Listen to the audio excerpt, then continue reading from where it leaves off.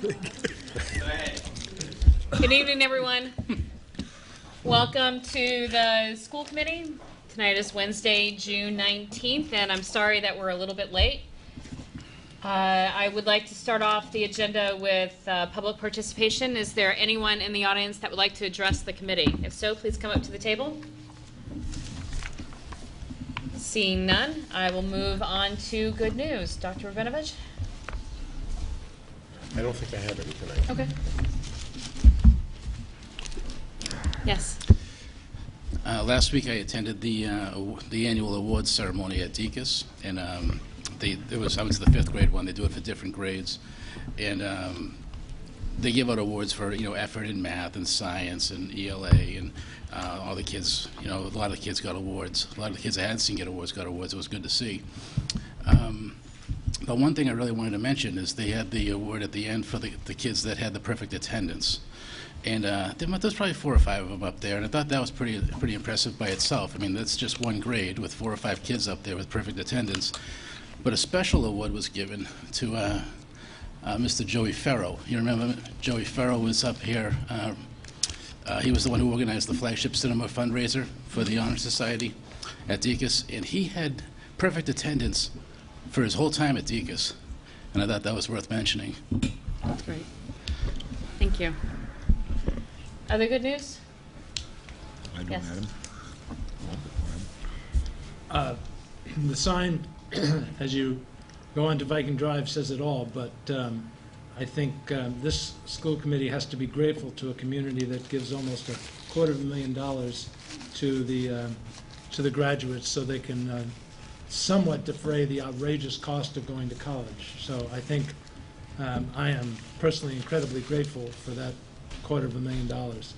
I do want to single out one particular teacher because I think anytime someone goes above and beyond, especially to help a poor coach, this particular tennis coach is trying to make fitness an important part of athletics, not only the skill associated with tennis, but also the fitness associated with being an athlete.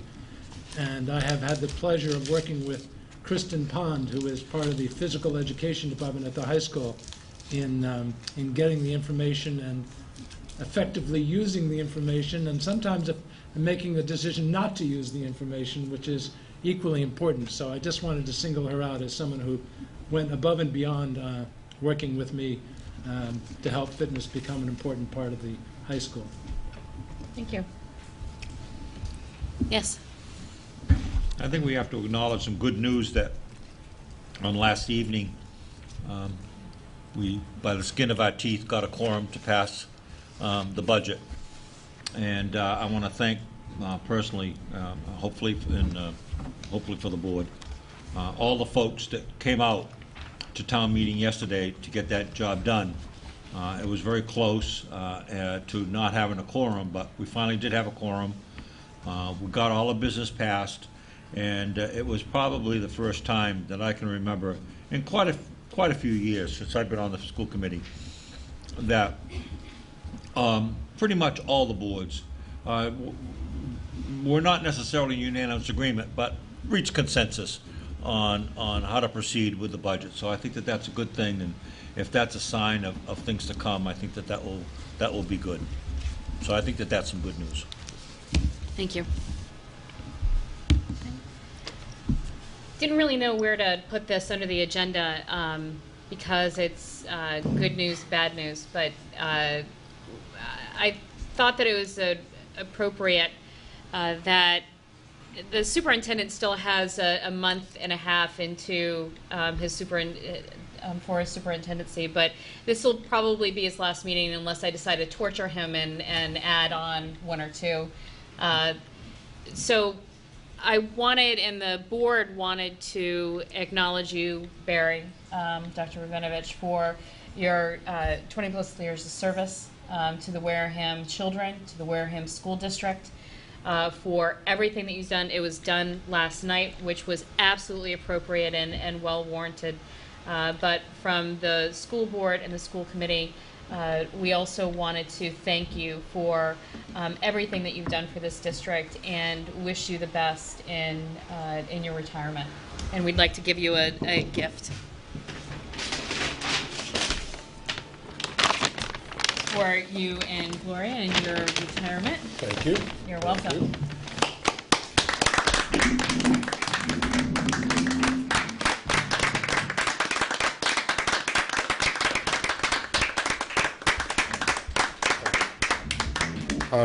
Just as a way of saying thank you, I'd like to say it's been an honor to serve the students, the parents, and the community members of Wareham for the last 21 years, and the last 41 years in education for the parents of Boston as well as Wareham.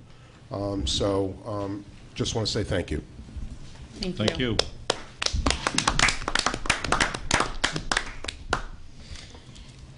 I would like to move on to the minutes of the meeting of June 5th.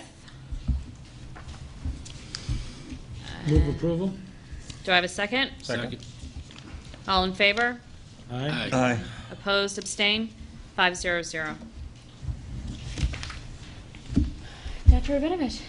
Okay, Mr. McMillan, would you kindly come up and have a seat at the table?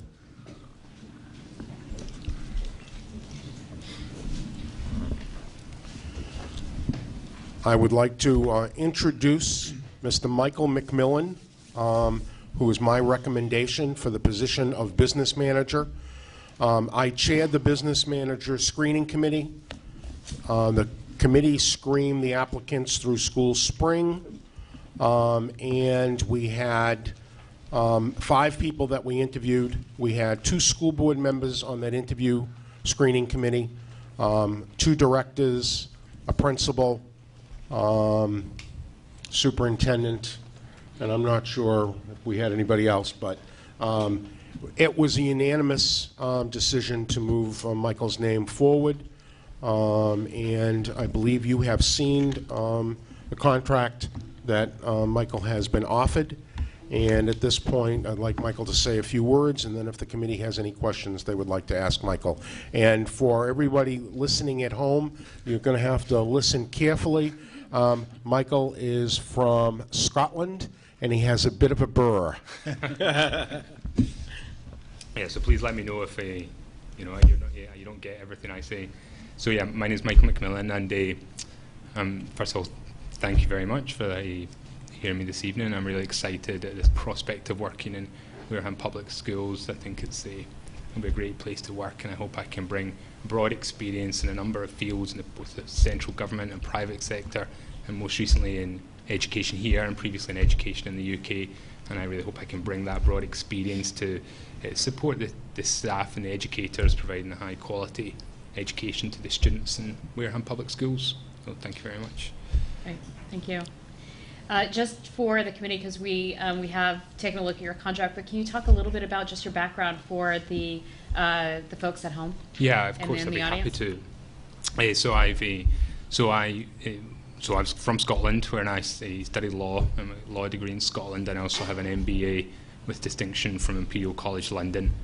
I worked initially with Accenture Management Consultancy, where I worked with central government departments helping to improve their technology and system design to improve efficiency. I then moved into central government, where I worked with the government departments helping to improve their workforce efficiency, developing strategies for how they manage and motivate their staff, so in education and healthcare. And I also worked in finance in a large government department, helping them to manage, and as it turned out, helping them to reduce this, very sizable budget through austerity measures and workforce reductions, and through it's been a difficult process. And then I moved to, my wife is from Massachusetts, and we met in London and moved to the Cape after we had our first child, and I've been working in Barnstable Public Schools, where I've been helping them with their state reporting and their student information system, helping to improve the processes and systems in that district. And in the meantime, I've been working with Sandwich Public Schools on a business manager internship to learn the ropes about the business manager job. And so I bring all those things, all those different strands I hope to bring to bear on this job in Wareham. Great. Thank you very That's much. the potted version, yeah. Questions? No, that was great. Questions from the committee? Not a question, just a comment. I served on the screening committee, and Mr. McMillan's resume and background was absolutely outstanding, and his interview was outstanding. So, from this school committee member, I'm confident that your position here at Wareham Public Schools will be outstanding. I really hope And I so. wish you the best of luck. Thank you very much. That's good. Other questions or comments from the committee? Just welcome, look forward to working with you. All right, Welcome, thank you. Michael. I was also on that interview committee, and your interview was very impressive. And what it proved to me is what you're going to probably have to do almost on a daily basis is work under fire. You did a very good job about working on the fire on the interview, so I'm sure that you've already got the requisite skills to be able to handle that very well. We're very pleased to have you. There were a couple of outstanding candidates that applied for this position, and fortunately, from what I understand, all of them have landed jobs, so that's a really good thing. So welcome to Wareham. We're really, really excited about having you. Thank you very much. Great. I didn't have the privilege of being on the committee, so I actually do have a couple of questions. Would you say the vast majority of your experience has been in the public sector as compared to the private sector? Yes, far and away. I mean, at the start of my career, I worked with the Accenture, a large management finance company. But even when I was there, I was working. The clients I worked with were all public sector. So, and after that, I moved directly into the public sector. So, Is there something about the public sector that attracts you as compared to the private sector? I mean, I think, without wanting to sound too corny, I think it's about the desire to deliver a good service to, in this case, the people of Wareham and the students that coming into the school. And I think that sort of higher purpose and that opportunity to help to improve the lives of other people is one of the things that drives me and is why I've found myself in the public sector. And perhaps most importantly, is it true that for a Scotsman to be mistaken as an Englishman is a deep insult? Well, depends who you're talking to, I guess. I think He'll take the high road. yeah. Good. I mean, Andy Murray Happy. makes it very clear. Yeah. Well, I'm scared of Andy Murray. I lived in London for a long period, so I got used to almost pretty much every insult you can imagine. Well, then you're in the right place, Yeah. because public education has Yeah. its share of insults. Yes. Well, welcome. Thank you very much. Thank you. I will take a motion for Dr. Rabinovich's recommendation that we appoint Mr. Michael McMillan to the position of business manager. So move. Do I have a second? Second. All in favor? Aye. Opposed, abstain? Congratulations. Welcome to Excellent. Wareham School District. Thank you very much. Thank you. And Michael actually has already been here. He was here, I don't know if it was Monday morning, Yes. and we spent a couple hours on Vadar, training at him us. and getting him started. And he's still here? we've already hooked him up with some email addresses and some other things, and Matt is sending us some Vadar so that he can go on at home and start learning the ropes before he hits the ground. I was going to say, Is this before he Vadar comes in something and like from recommends, Star Wars? Is this? Yes. and I thought you were going to say he was going to go home and learn it until he comes in and recommends a new system that he's going to put into the school district. It must be He knows he can't afford that. Yeah, the superintendent's already told me It's not in the budget. I can't imagine someone from Accenture working on Vadar. It just seems like you've taken about 100 steps backwards. Okay. Thank you very much. Thank you very much. Thank you. Okay. Next is we're going to start going through the school improvement plans. I see how Tonight we have the Wareham Middle School, the Wareham High School, and the Wareham Cooperative Junior High School. But first, Mr. Gilmore, we are up for the Wareham Middle School. Thank you for being here tonight.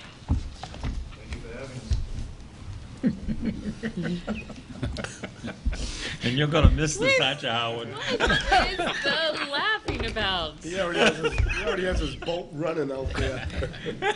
I'm surprised you're here tonight. My understanding is that you didn't get the electronic, oh, you did? I have it. Everybody has Yes, it? Okay. yes. All right. Thank you.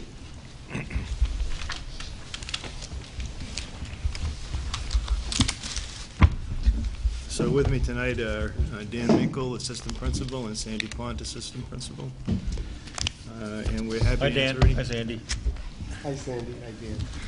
Hi, Dan. You've had this before you, the PowerPoint tonight, this afternoon, you got that, but you've had the school improvement plan to take a look at, so we're more than happy to answer any questions. And if we need to move it along, then you can certainly let me know that, and we can so do. Can you move it along, please? Okay, here we go.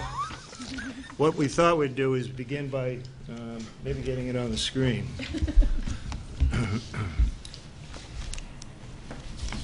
It's okay if you want to wait till it goes up.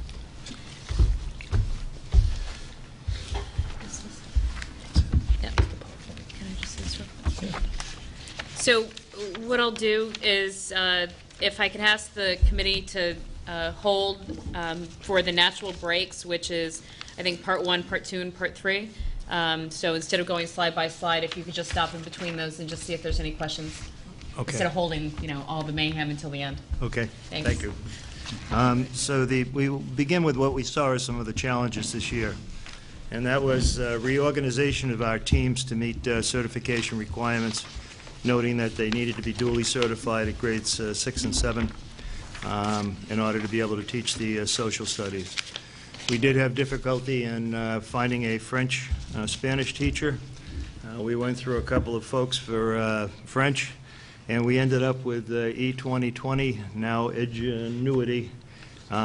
When we had about 45, 46 students involved, we had about 22 of those go on to the second level of the French program.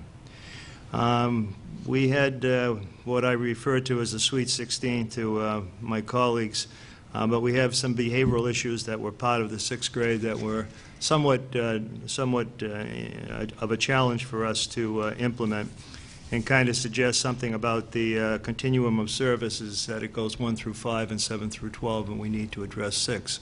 So that I would recommend for the future.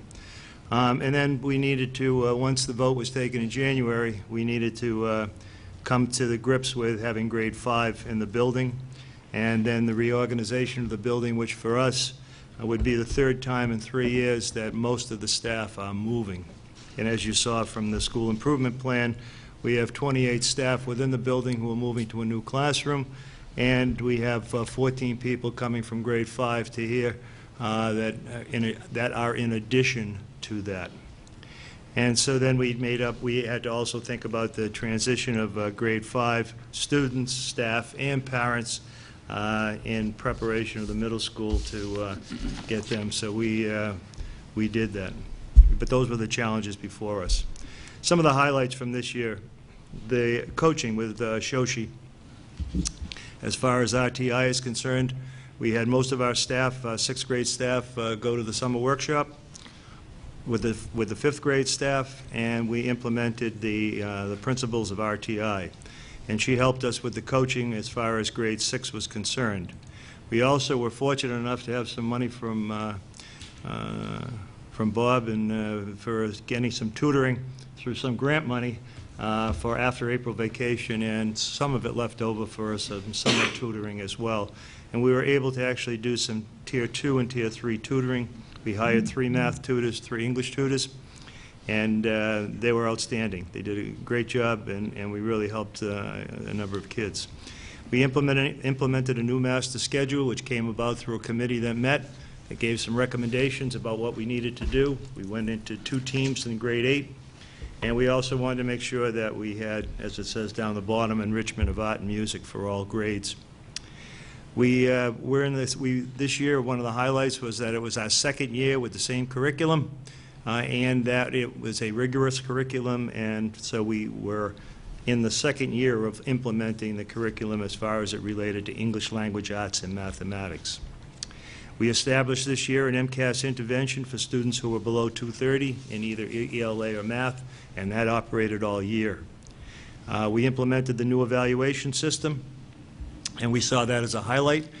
Some other places may have seen it as a low light, but we saw it as a highlight. And it certainly improved the conversation around teaching and learning.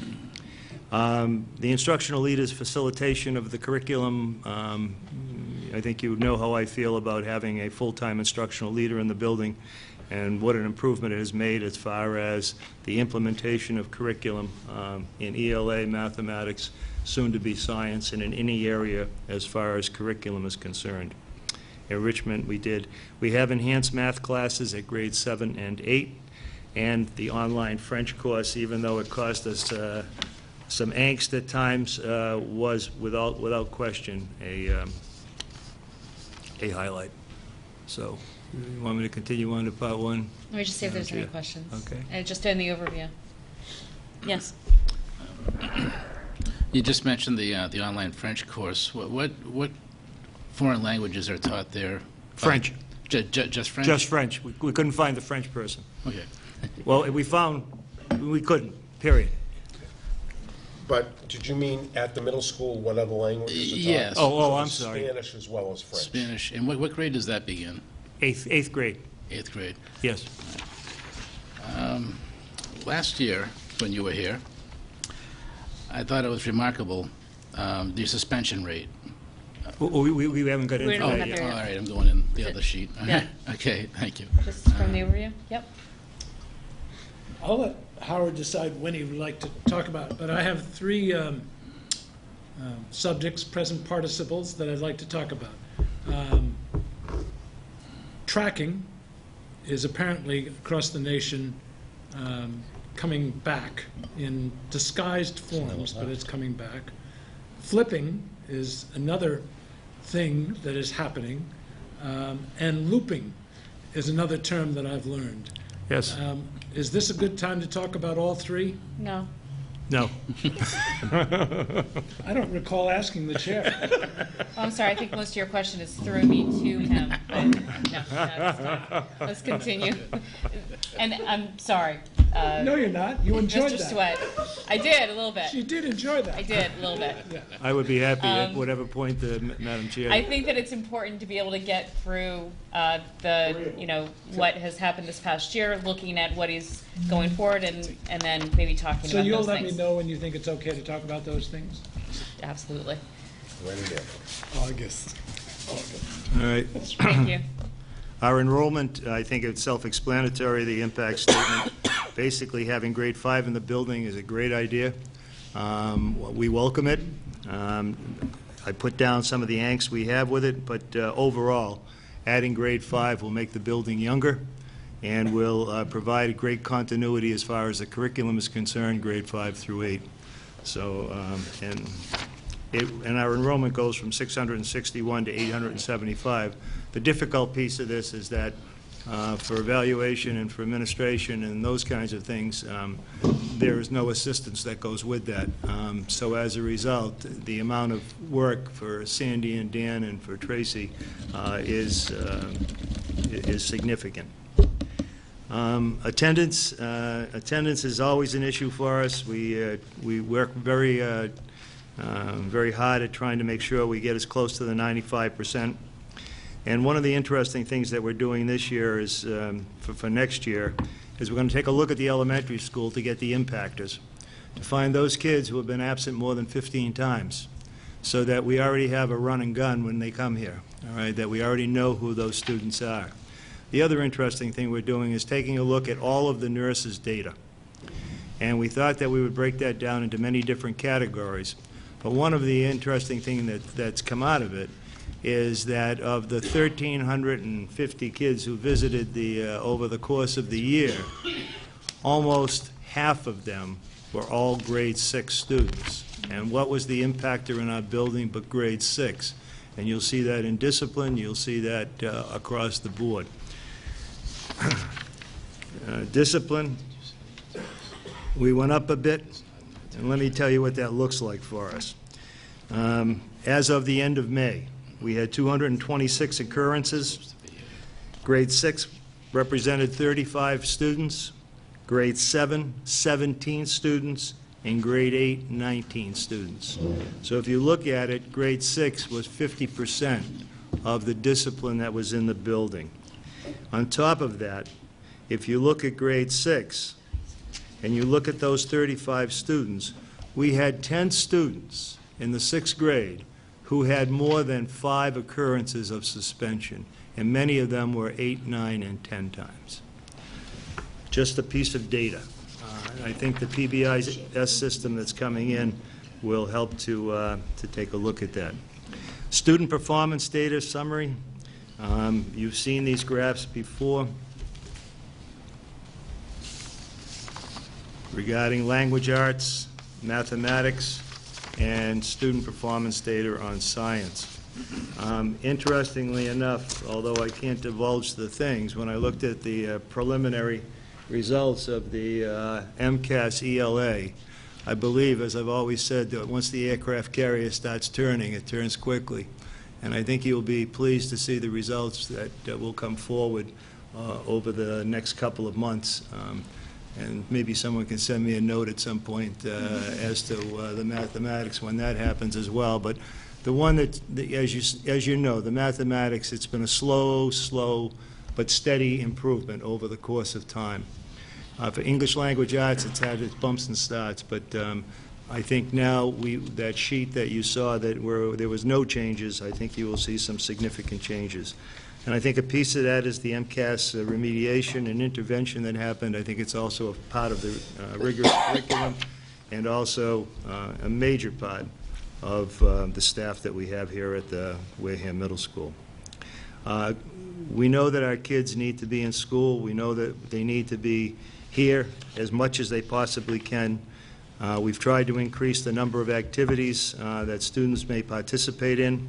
We've also had the late buses on Tuesday, Wednesday, and Thursday nights to be able to do a couple of things. One, to get some tutoring. Two, to get extra help if they need it from their teachers. And then the third thing, to participate in school activities. Our professional development time was this year as much as we could. There were certainly some district obligations that we had around evaluation system, but any time we were able to have some time to, as a building, we used that time for to have conversations about the curriculum and the implementation of the curriculum.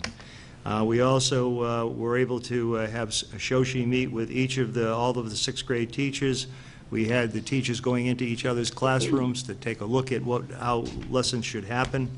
And then we also worked with the DSAC consultants. And as a result, you'll notice that one of our major goals for next year is all around effective instruction and what that looks like. A diverse school, we are a diverse school. And it really is embraced and it's celebrated. And those are just some stats of the kids who are involved in programs. So we're at the end of part 1. I'll be more than happy on the data to speak Mike? to that. Well, I guess you sort of, I guess you sort of answered my question. I was wondering why the uptick on the suspensions, and well, I asked you last time why it was so good, the trend was going down so well, and you said because you had these 2 great assistant principals. That was your answer. That was true. Yeah. That is very true. but this year, you still have the same assistant principals, but you've found a group of 6th graders that are skewing it? That are what's, excuse me? Skewing the graph? We have a group of 6th graders that were difficult. They were a challenge.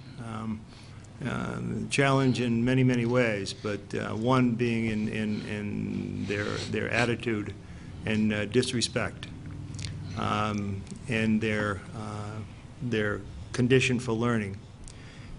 So that has been a challenge, and as I've said many times, Carl was not with us for the first 2 months of school. So by the time he arrived, because of illness, and by the time he arrived in November, we knew the kids. We knew them well. He already knew them. All right. So that's the interesting. So that's when I talk about if there's a gap in the process, it's the gap is at grade 6. Yeah. As far as the continuum of service is concerned. And we have kids who are of challenge. We have kids who we've had to place for the entire building. There were probably 20 students that we placed out of the middle school into alternative school or West Wareham, or in some cases it had to be at Reed's Collaborative or wherever else it may be because of their needs. Some of the students were identified, but the majority of the students were not identified as far as the impact is that they were. So you've sent out 20 kids to alternative schools and elsewhere, but how many still remain of that group? Well, probably Kathy could better answer that and when it's her turn at the cooperative school. But we've tried to take a look at students and look at their ages. I mean, I've got some 6th graders who are 13 years, 7 months old. So I think I think the intent of the PBIS and the implementation of the positive behavior intervention system is to make sure that we're all operating on the same page. We're looking at age, we're looking at the same language, we're looking at the same kinds of consequences, et cetera, for kids as they come up the spectrum. So we just happen to have that group. We think we have it under control at this particular point, but it's been a challenge to us. And those 6th graders will be 7th graders next year in the other half of the middle school, separate from the 5th and 6th graders going in, right? That's correct. Okay. That's correct. And I'm sure that in the 5th grade we have some impactors as well coming into 6th grade, but you know, we'll deal with it as it comes. And I think the PBIS system will help with the overall culture, will add to it to make sure that we always have a good learning environment for kids. And the thing is that if you look at the school, the 7th grade is a bright group of kids, the 6th grade is a bright group of kids. You extract those kids, and we've got a great group of kids in the building, okay? And those kids are good kids too. One-on-one, they're for the most part are pretty good. It's when they get in the mix together that it's not so good sometimes. But when you look at it, I think that that it's a few kids that we need to have some special programs for and some other alternatives to try and deal with their behaviors and the reinforcement that education is going to get them somewhere, that it's important. Okay. It's not their ability, it's their disposition, okay, as I say all the time. You know, that's what we have to work on. Thank you. Any questions regarding this? And Jeff, I think the next section has to do with student performance and stuff, and so I think that would be great. Any other questions regarding data? Well, it's actually with the piggybacking off of Mike on the suspensions. Do you Yes. have in-school suspensions? Yes, we do. All right, because is it reported in here at some point? No. Because my thing is, the out-of-school suspension numbers could look real good, but those would go down if the in-school suspensions are up. So I'd like to see those numbers. I do. I share them with school council every month, and we have a 5-year running tab, so I'd be more than happy to get that information to you. And we do it based on counseling, how many times they come to the principal's office, et cetera. There are, I don't want to say there's 15 different items as to, so that you could take a look at that and see what that looks like. Absolutely. Thank you. Before we leave the subject? Uh-huh. Okay, thank you. I thought about this while Kenny was speaking. I recall, maybe I'm wrong, but didn't we get dinged on the district review for our suspension rate? Yes. We did. And I didn't bring it up then, but I remember the years for the district review were from what years? 2 years ago, was it? Where they came in? Yeah, not this fiscal year, but the year before. So 2011 to 12, maybe? Yes. You see, and I thought that was interesting that they dinged us for that, because, I mean, the trend was really going way down, and I'm surprised they did that, but, Ding it for something. I mean, I could see if it was this year, but I thought it was impressive last year. Okay. Anything else? All right, thanks. Go on in that section. The next is to take a look at this year's goals that we set, which was to implement the RTI, which was to put a new schedule into effect, to provide tutoring, to do the writing samples, 3 writing samples. We actually, the third one was an interesting one because we had it was a math one. We had the students solve a math problem, and then they had to write about how they solved the math problem, which was a little different than the other 2 that we had given. And that was school-wide, and it was scored by the teachers in during their common planning time. We implemented a rigorous curriculum in mathematics, and it's aligned to the Common Core. We have enhanced math class at the transitions, grade 7, and enhanced Common Core, grade 8 as well. There was a vertical math team that has met to make sure that we fall into place with the enhanced Common Core curriculum as it's implemented in the high school. We wanted to restore band and music, band and art. We have done that. We replaced critical thinking worldview with social studies. We brought full-day foreign language back, even though a piece was the technology with the 2020. We assigned the special ed teachers by subject, in other words, ELA, at each grade level, ELA and mathematics, so that they would know the curriculum. And we implemented the evaluation system to the best of our ability during the year. So I think we've met most of the goals that we established for ourselves for the 2012-2013 school year. Thank you. The elementary school teachers acknowledge that frequently only 50% of the students get the lesson the first go-round, with the goal of the RTI program being 80%. What is your experience at the middle school with respect to that? In other words, what percentage are forced to move on to Tier 2 and Tier 3? That's what we struggled with all year. I don't know that I have a number. Tracy would probably be better at giving you a number than I.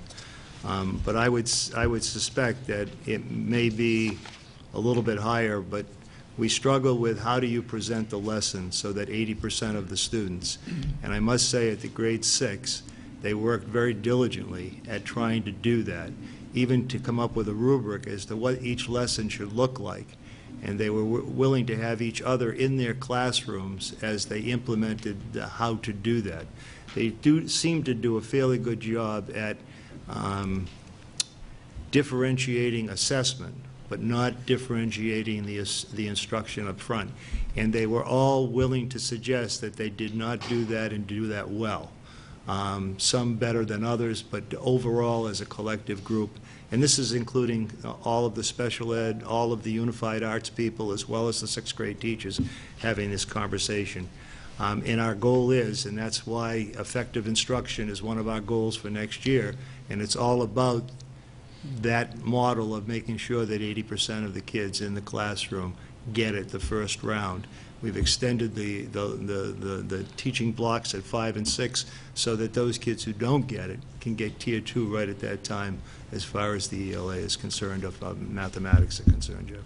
Your struggle is apparently nationwide, and that's why the concept of tracking, which is a terrible pejorative term, is coming back, because people are acknowledging that they can't differentiate their instruction well enough to get a high percentage of the students learning at the first go-round. Do you think there's any merit in some kind of tracking type of situation? Not here at Wareham Middle School, and not. It's happened in math. I think we've made foreign language open to all of the students, and almost all the students take it and pass it. I think that we have to continue to work at how we deliver instruction. I think that tracking is the wrong way to go. I think the heterogeneous mix is good. There are probably times, if we differentiated instruction properly and did the Tier 2 properly, we would be enriching the classes as well as offering intervention for some students after the lesson was over. So that I think that we have to understand the broadness with which we do that, and we have to have a rigorous curriculum which allows us to say, this is the bar, all right, and that we have to meet that bar, and I think the kids can do that. Do we have to provide some assistance to them? Absolutely. Can some kids go beyond that? Absolutely. But that same time that we talk about the intervention for kids is also the time that we should be having something for the for those students who got it and move on. We need to do something with that particular group too. And it isn't just to read another book. It isn't just to sit over here and do a worksheet, but to have, in fact, some kind of discussion, some type of dialogue about enhancing the lesson. So in summary, you believe the solution to the problem is more effective instruction and not tracking? That's correct. Thank you. One of the ways that you can increase the ability to apparently differentiate instruction effectively is looping. Yes. Could you express your feelings on that subject, especially given the fact that you could have a 5, 6, 7, 8 type of structure very easily in your new middle school? Well, interestingly, when my 11 years in Peterborough, New Hampshire, we looped. And so it was a 5 through 8 building. And one of the things that we found was that when the kids went from 6th grade to 7th grade, we lost them under the traditional system. So we said we were going to loop grades 6 and 7. And so that's what we did. So the kids came in 5th grade. They had their 2-person team or whatever and then at grade 6, those teachers picked them up. And the first thing is you have to have buy-in by the teachers and the staff. And then secondly, you have to have buy-in by the parents and the kids. So we found it to be extremely effective, and so I would say of the 11 years I was in Peterborough, I would say the last 6 years we put the looping in, but it was because of a reason. We found that we didn't lose those kids. We found that there was no startup time. The teachers used to give them 1 day, that first day in September.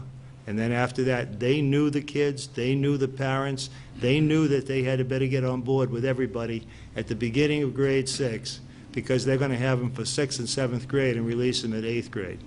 Now, we had a unique setup as well. So our setup was we had 50 kids with 2 teachers and a special ed teacher. Okay, so that was the model that we used for the looping. And we found it to be very effective. So I am a proponent of looping. I think we have to think about why are we doing it, what are the benefits from it, do we have the staff on board to do it. We found it because there was a critical need of those kids. They just seemed to fall off, and here they are all in the same building, but so that's why we did it, and it worked successfully, and as far as I know, they're still looping in Peterborough, New Hampshire, okay? My counterpart up there is retiring this year as well. So, could I just have a quick, and I mean quick, from Dan and Sandy about looping? How you feel about it? I think that any time that you have an initiative that is embraced by teachers, the community, the school as a whole, you have a good chance for success. I think it certainly has its merits, and that should we look at it and should it be embraced by our staff, that it could be successful. However, I think if you don't get buy-in, that it's difficult to make anything to succeed. Dan?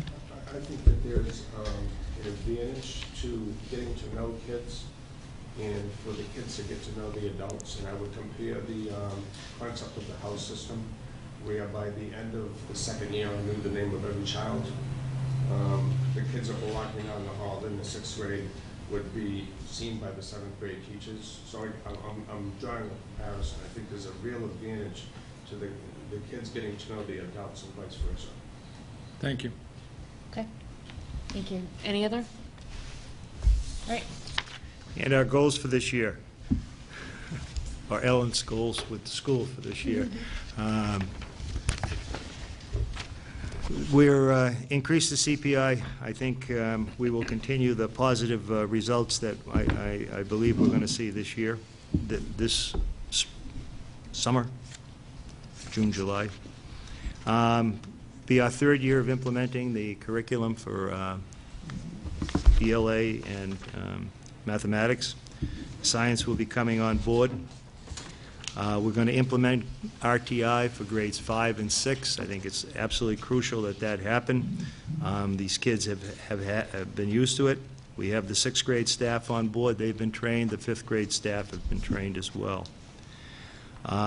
We have a new schedule that allows for the intervention and enrichment. We want to make sure that we utilize as much as we can during the day as well as after-school tutoring, so whatever grant money is possible at that particular time. We will continue our 3 school-wide reading and writing samples. And in mathematics, we will continue to implement the math. I think that the important piece is that we continue to stay in alignment with through the vertical team with the high school, so that our kids are ready and prepared so that they can go into the enhanced Common Core curriculum at the high school level. Effective instruction, I think that's the key.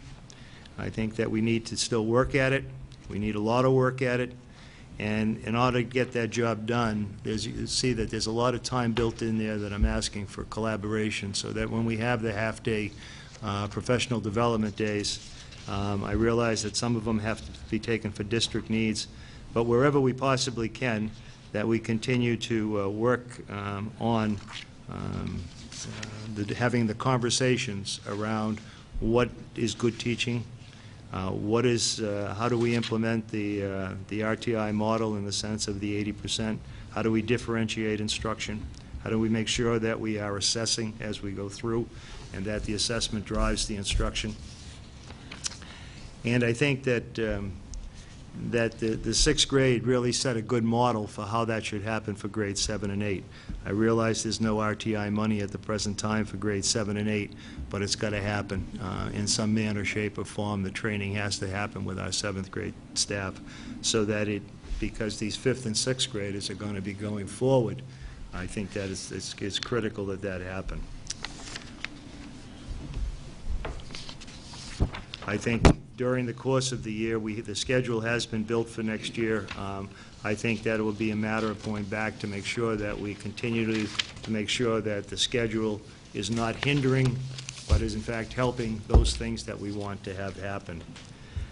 We need to, one of our other goals is to integration of grade 5. It's a whole new concept for us to have grade 5 and 6 and a grade 7, 8 building going from a 3-house system.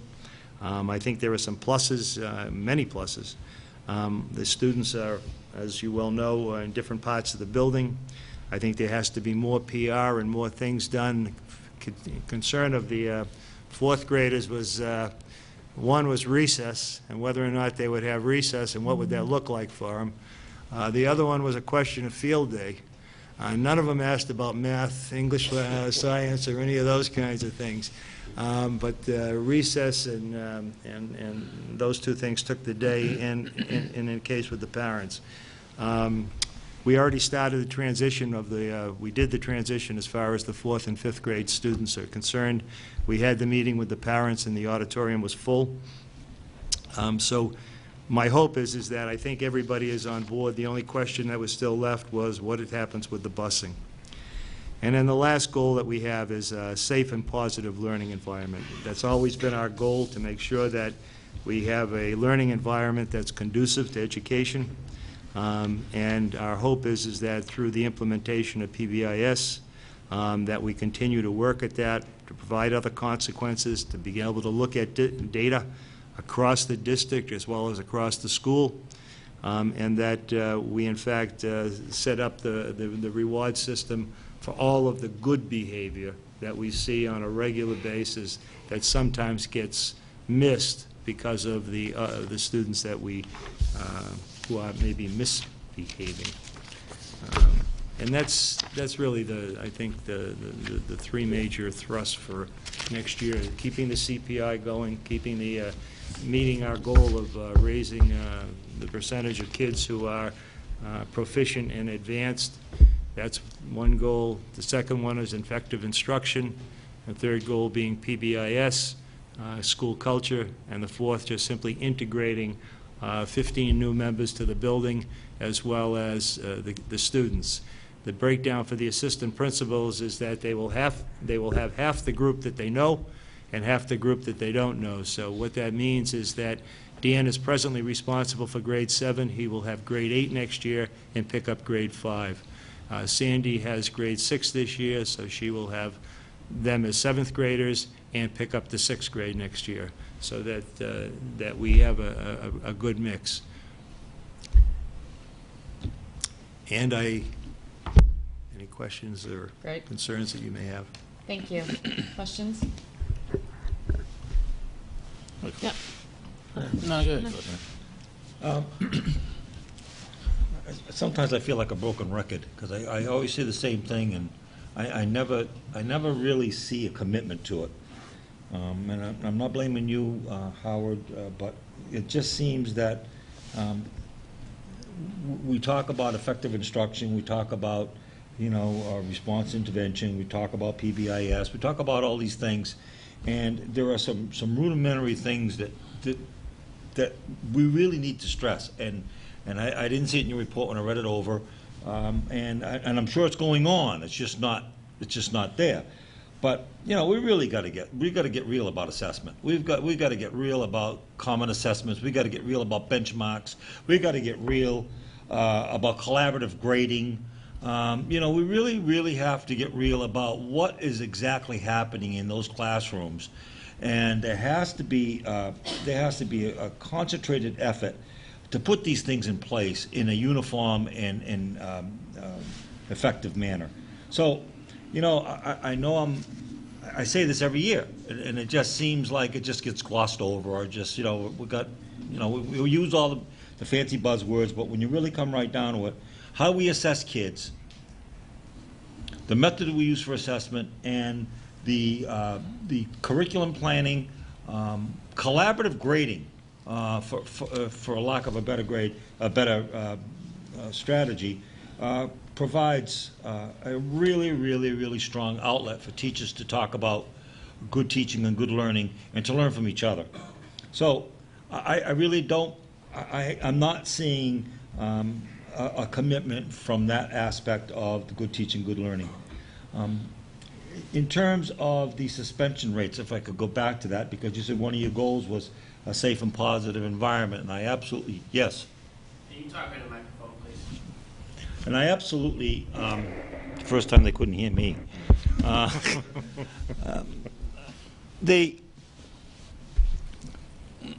One of the things that happen at the middle school, and it's not just Wareham Middle School, it's middle schools in general, it's the rap of middle schoolers, is that, we all know that, it's a difficult age for students. It was a very difficult age for me, because I can remember my 8th grade principal calling me into the Kohanet School in Taunton and saying, if you don't get your act together, you're going to be here next year, because I was a real cut-up. But the point is, I think that we have programs in place that can ensure a safe and positive environment for our kids. The thing is, we have to do an early intervention, and hopefully the RTI and the PBIS will be vehicles in which we use to get that accomplished. But to that end, I think we have to educate all our students, but I don't get all bent out of shape if every once in a while we've got to throw a kid out, because that promotes a positive, safe environment. And what it does is it preserves the learning environment for the overwhelming majority of kids and parents that expect their children to get an education at the Wareham Middle School. So I think that if we can put these strategies in place early on, and don't be afraid to hold kids accountable. I don't have a problem with that. I really don't. So in terms of the positive and safe environment. And by so doing, what it does is it raises the reputation of the Wareham Middle School. And I think that in some areas, the Wareham Middle School is getting a really bad rap, because I've been through that school, and I know how dedicated those teachers are. And for the most part, 99% of the kids want to be there, and they want to learn, and they want to please.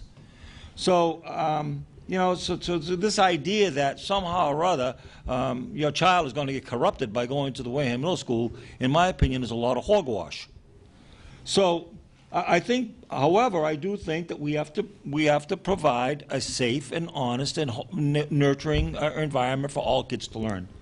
So I guess that brings me to my last point. And you know that I had a problem with one of your strategies in the budget, and I still have a problem with it. And I don't think that cutting a guidance counselor at this point in time, given all of the social and educational problems that we face at the Wareham Middle School, is a smart strategy. So, you know, I know why you did it. I understand it. But at this point in time, with all the things going on and all the things working against us, I don't know if it was a wise strategy. That, coupled with the fact that we're losing kids in grade 9 all over the place. And that really bothers me. So to have someone that his sole purpose is to provide guidance out of the mix does bother me. Thank you, Madam Moderator. Madam Chair. Through you, Madam Chair, to the previous speaker. I like that. Mr. Sylvia. Dr. Sylvia. What you say, Or whatever your name is. I agree with what you had said about, you know, holding kids accountable, and every now and then, you know, you might have to choose your words, throw one out. But I thought that, do you think that's not being done? I thought that's what you had said you were doing. You know, we are, and I think if you look at the parent survey and the student surveys, I think you'll see that the parents think that we believe we have a safe environment, that the kids enjoy But I didn't say coming it to wasn't school. being done. I said I don't have a problem with it. Okay, okay. I thought You know, you I think that one of the stats out of the survey from both the parents and the students that was a highlight to me, because I think last year I said that I was concerned, was that 90+% of them felt that there was an adult that they could go to within the building. And that should be 100%. But the fact that it was in the 90s, and the parents saw it that way and the students saw it that way, I think is a positive, because if we don't know the kids, then we're never going to educate the kids. All right, so I think it's real important that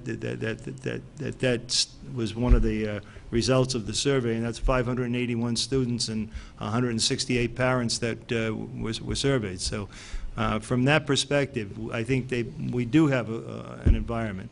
The concern I have is for the days that are missed by those folks who are out of school. And so there has to be some other alternatives that needs to be looked at, and that's all I'm saying. I think the order of the building is by far something that we strive to maintain on a daily basis.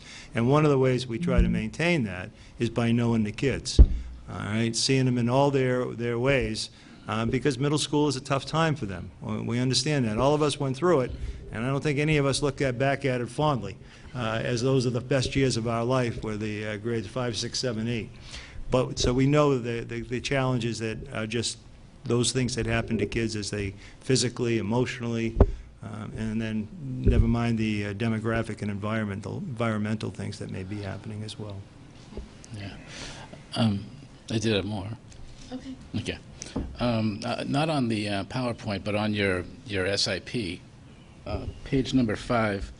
I noticed you don't have, it lists here you have no special education teachers. Is that true? No, Yeah. we do. You have 46 general education and 0 special education? Yes, we have, there are 2 special education teachers for each grade level. So- 2 at 6, 2 at 7, 2 at 8. We then have 2 adjustment special ed teachers. We have 2 learning center teachers, and we have 1 ASD teacher. So it's just a data entry error? Must have just been an error on our Because part. it's 28 in the district. I mean, maybe, I don't know if, maybe. Yeah, all right. And just, you know, I attended the meeting you had the other day, or last week, where the people were, saying, "What about the recess?" And I thought it was nice of you to graciously, punt that off to the new principal. But yeah, it's interesting that the people were more interested in the recess. But to this board, we are going to have to formalize the busing. I mean, we've in the policy before, because people were asking about that. And that's it. Thank you. All right. The only thing that I had was when looking at the goals for next year, that I say this all the time also, which is measurable data points, and especially with the second goal that it was up there, it seemed to be kind of guiding principles in that goal, instead of that we are going to increase scores by this percentage, or we're going to do and so I think that I can see where you're looking from a philosophical standpoint on the goals for next year, but I'm hoping that we'll be able to get, again, concrete data of, if we're going to increase some of the pieces by what percentage point. Is that something that you think that will be happening going forward, to kind of get more specific? In the school improvement plan itself, Okay. it says 7%. Thank you. Okay, in both ELA and mathematics. And that's kind of the state kind of gives us the number for what we need to increase Okay. by. Okay. And yes, I do. I do see us getting there. Absolutely. Okay, great. Any other? Thank you very much for being here tonight. Thank you. Howard. Thank you, Howard. Just said, Senior and I want to thank Howard for 6 years of stability. Yes. Thank you. Thank you. Howard, thank you.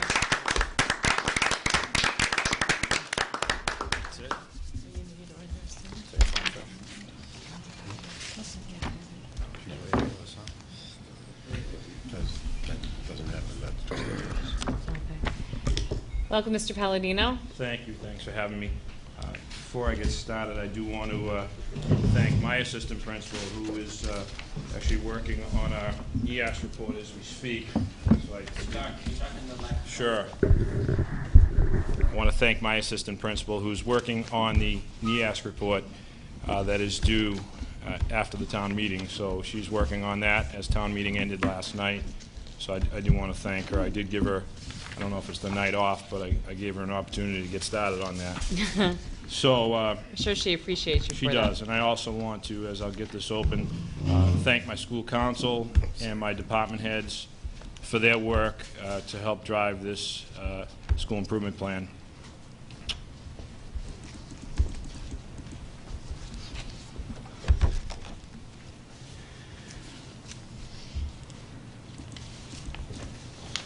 And if I can mention those folks, and I'll try not to omit anyone, Cindy Sylvia, Chris Gardner, and Megan Cashner, all teachers, Joyce Bakayaki, Chris Holbrook, Jane Barboza, and Ann Pearl, parents, Peter Johnston, a community member, Cindy Pham, who I know you all know, and Aaliyah Alley, who are students at Wareham High School. Just a quick look at the data. I'm happy to report, based on numbers that we've been projecting from the middle school and from the Upper Cape, our enrollment seems to be pretty static, and we anticipate being in the low 600s again next year. As you can see the breakdown, we have 626 students as of December 1st, and we anticipate again that number being very consistent over the next few years.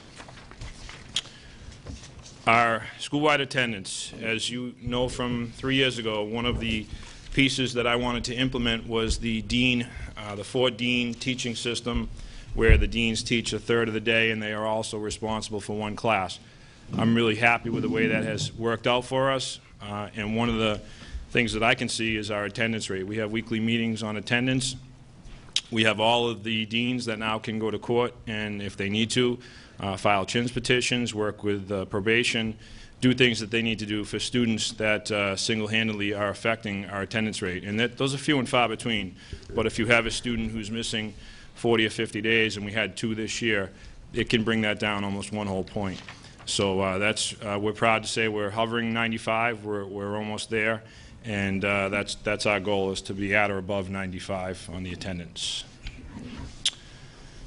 I know you mentioned a little while ago on the data on the suspension rates. We are closing these numbers down, but they, unfortunately, right now, they are what they are in regards to out of school and in school. We do try and utilize the in-school suspension program. We definitely, as I know, I heard I think it was Dr. Sylvia say, sometimes you do have to suspend, and if we do have to suspend and we have any leeway, we do try and do it in our in-school suspension program. We call it our alternative learning session. DESE calls it the in-school suspension rate, and it is utilized. It does work.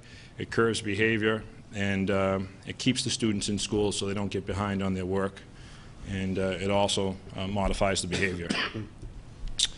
We have after school. I one time heard a parent say, "There's not a lot of kids in the buses in the afternoon."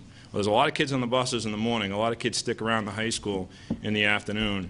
And we have, as you can, I know it's a small print, but we've got, sorry, we've got over 25 activities that go on throughout the school in the form of clubs, activity, extracurricular activity. We also have, as we've talked about here, and we'll talk about again in August, over 20 sports that students can play at the interscholastic level. So there are a ton of things going on in the afternoon. And sometimes the buses do look a little vacant coming out of the high school, but I can assure you in the morning they're packed, and these kids are very involved in the school. Over 85% of our students are involved in some form of extracurricular activity, and we're hoping to get closer to 90. And I guess I'll take a pause there on that. Questions from the committee? Yes. You have one?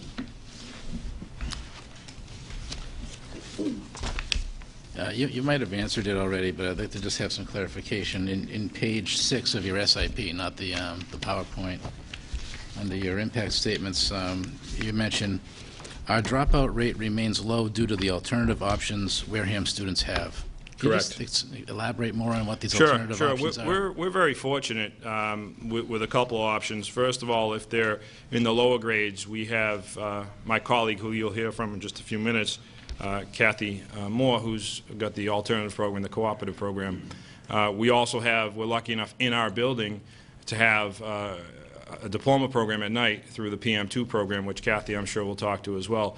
So there's not a lot of towns that have those options, and they do a great job to try and minimize our dropout rate. There's some kids that, and you know, you can read studies about when they perform best, and it's usually in the afternoon and evenings, that they need that setting. And it's, you know, it's very structured, and they come in and take one class. So we're fortunate that we do have some options to minimize the dropout rate. All right, so at that point, those students are no longer yours then, right? They're hers? Once they're enrolled, correct. Yeah, okay. Yes, that's where I thought there was some other alternative things going on within your purview, but no, once No. they leave, okay. Correct. Mr. Pell, Oh, I'm sorry. Yeah. I was recognized. Yes. Thank you. Mr. Palladino, I know it's hard to see some of the activities that they're involved in, but it seems like it's pretty impressive. Are the kids, are the students required to do X amount of time, say honor society students or athletes, and I'll follow that up by, when I have my other hat as the Boys and Girls Club, one of the things we do is an after-school program, elementary kids. And I really was kind of disappointed. I wanted to see more involvement from the high school honor society or someone in that area to volunteer some time after school to help these kids who are middle schoolers and in the elementary schools with their homework and things like that. So I really hope that's something down the road. And also, the athletes, too. A lot of the athletes after the games or whatever, they are almost, I hate to call high school kids role models, but I'd say the younger kids look up to them. And I don't see that involvement either where members of the basketball team are going out to a youth program and working with the kids, because it's one way to reach these kids at that level. So I don't know if you can comment on that. Sure, absolutely. As I think you're aware, all of the sports programs at every level, freshman, JV, varsity, if we have that, are involved in some form of community service. While maybe it isn't seen at the JBA basketball, I can assure you that is a report that's turned into me, and it's also highlighted and will be highlighted and will continue to be highlighted here at the school committee meetings. So that's something that I've required starting last year because obviously the community gives to these students and we need to give back to the community. In regards to your request, this is the first I'm hearing of a request for the Boys and Girls Club, but I can assure you if you send me an email, I will forward it to the right person to get that established for next year. Honor Society, as I think you're aware of, has a community service component requirement for the students, and that's just one club that requires it. Code Club as well is all about community service. And being that you're right here on campus and transportation sometimes is an issue, I would assume that you'll have quite a few students looking to volunteer to work with middle school or elementary school students. It's very convenient. Thank you. Yes. What's the definition of high-needs student? High needs, there's a multiple definition. To me, it's a student that has needs that could require some intervention, and that can happen in many different ways. But do you report a number? Do I report a number of high needs students? Yes.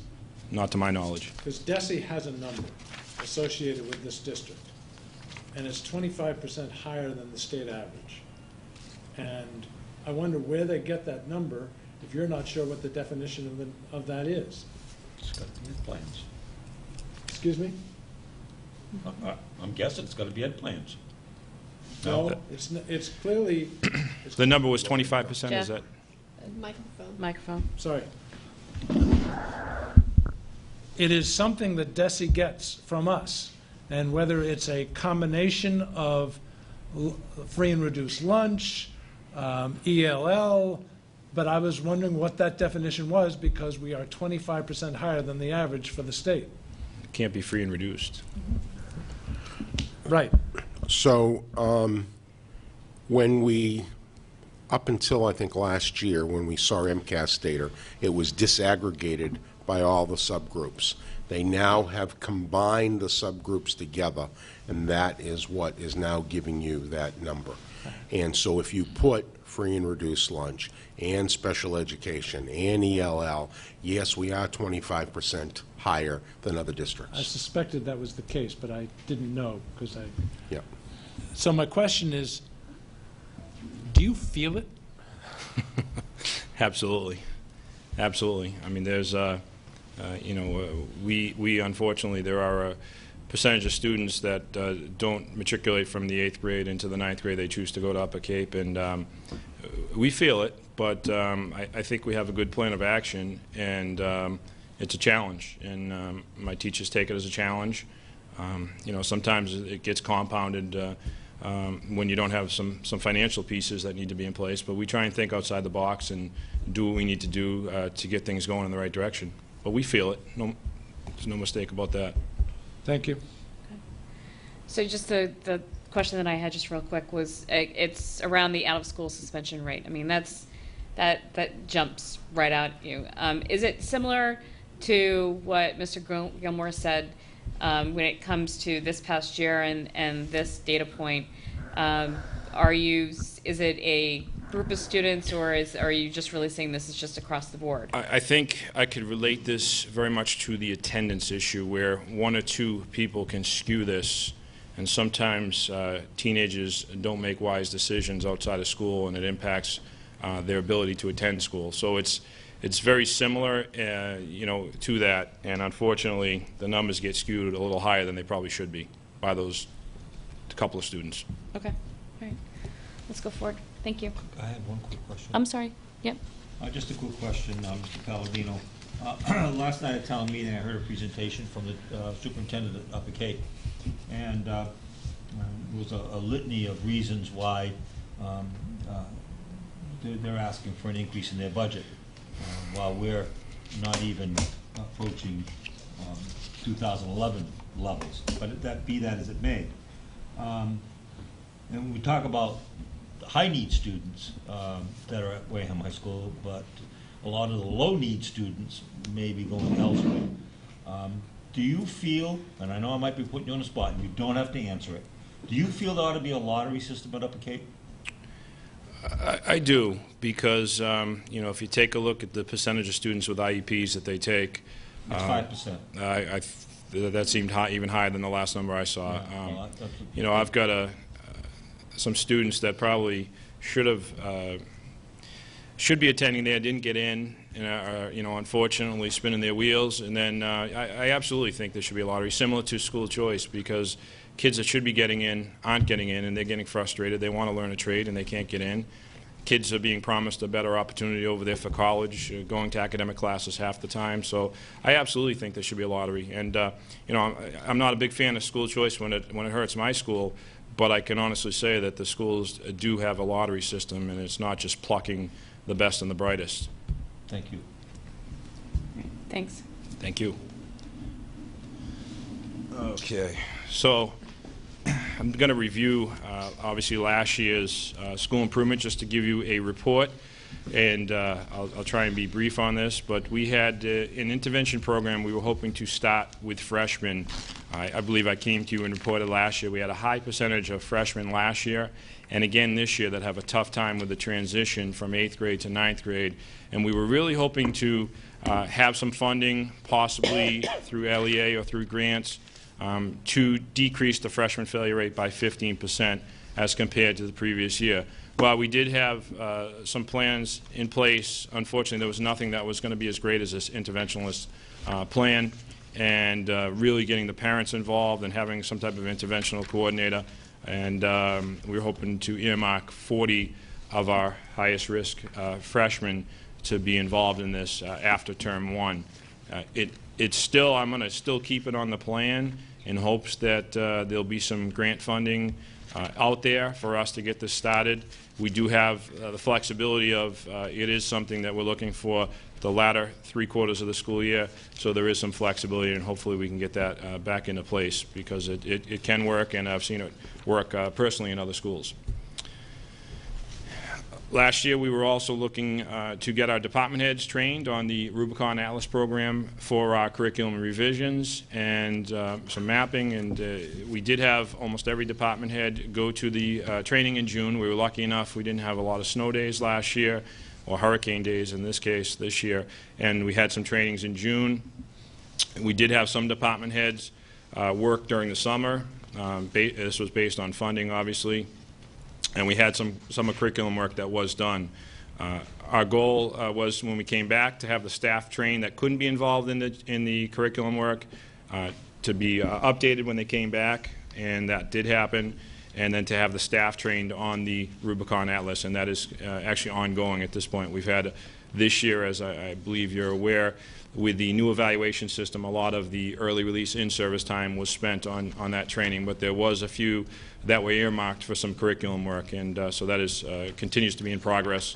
And obviously the goal is to be completely aligned with the National Common Core standards, and that is in progress. We wanted to, for professional development, to provide a faculty-driven process for some of the professional development. Most recently, we were lucky enough to have 2.5 hours in May, where the faculty 2 weeks beforehand gave us some feedback on PD that they would like to have that involved technology in the classroom.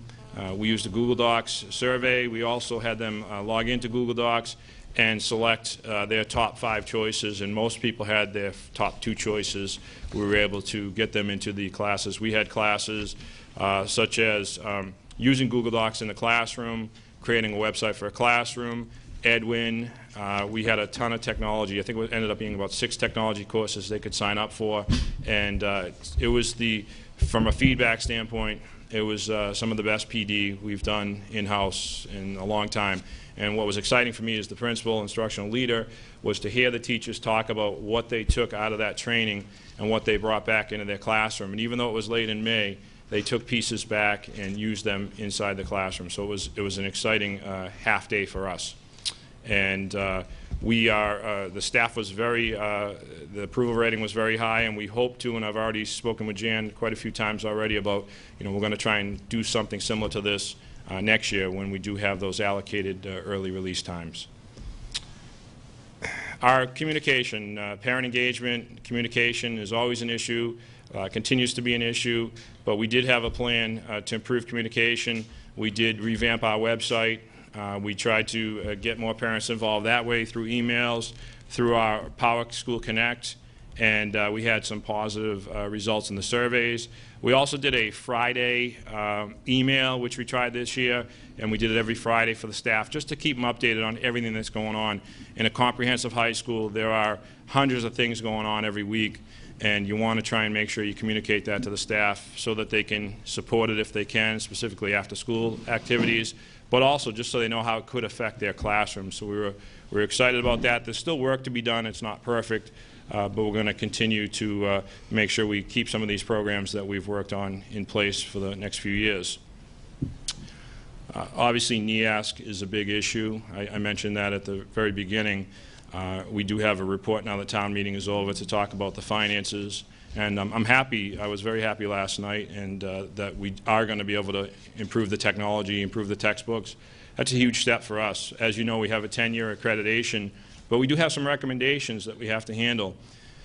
And I'm excited, and I want to thank Jan for her help. This year we were able to post a committee, and we were able to have them do some work over the summer and after school to get a true representation of the high school as we dealt with these recommendations from NEASC. We conducted meetings over the summer, but mostly it was after school with this committee to address the highlighted areas. 20% of the recommendations are completed, and we're getting closer to 30. We have another meeting on Friday.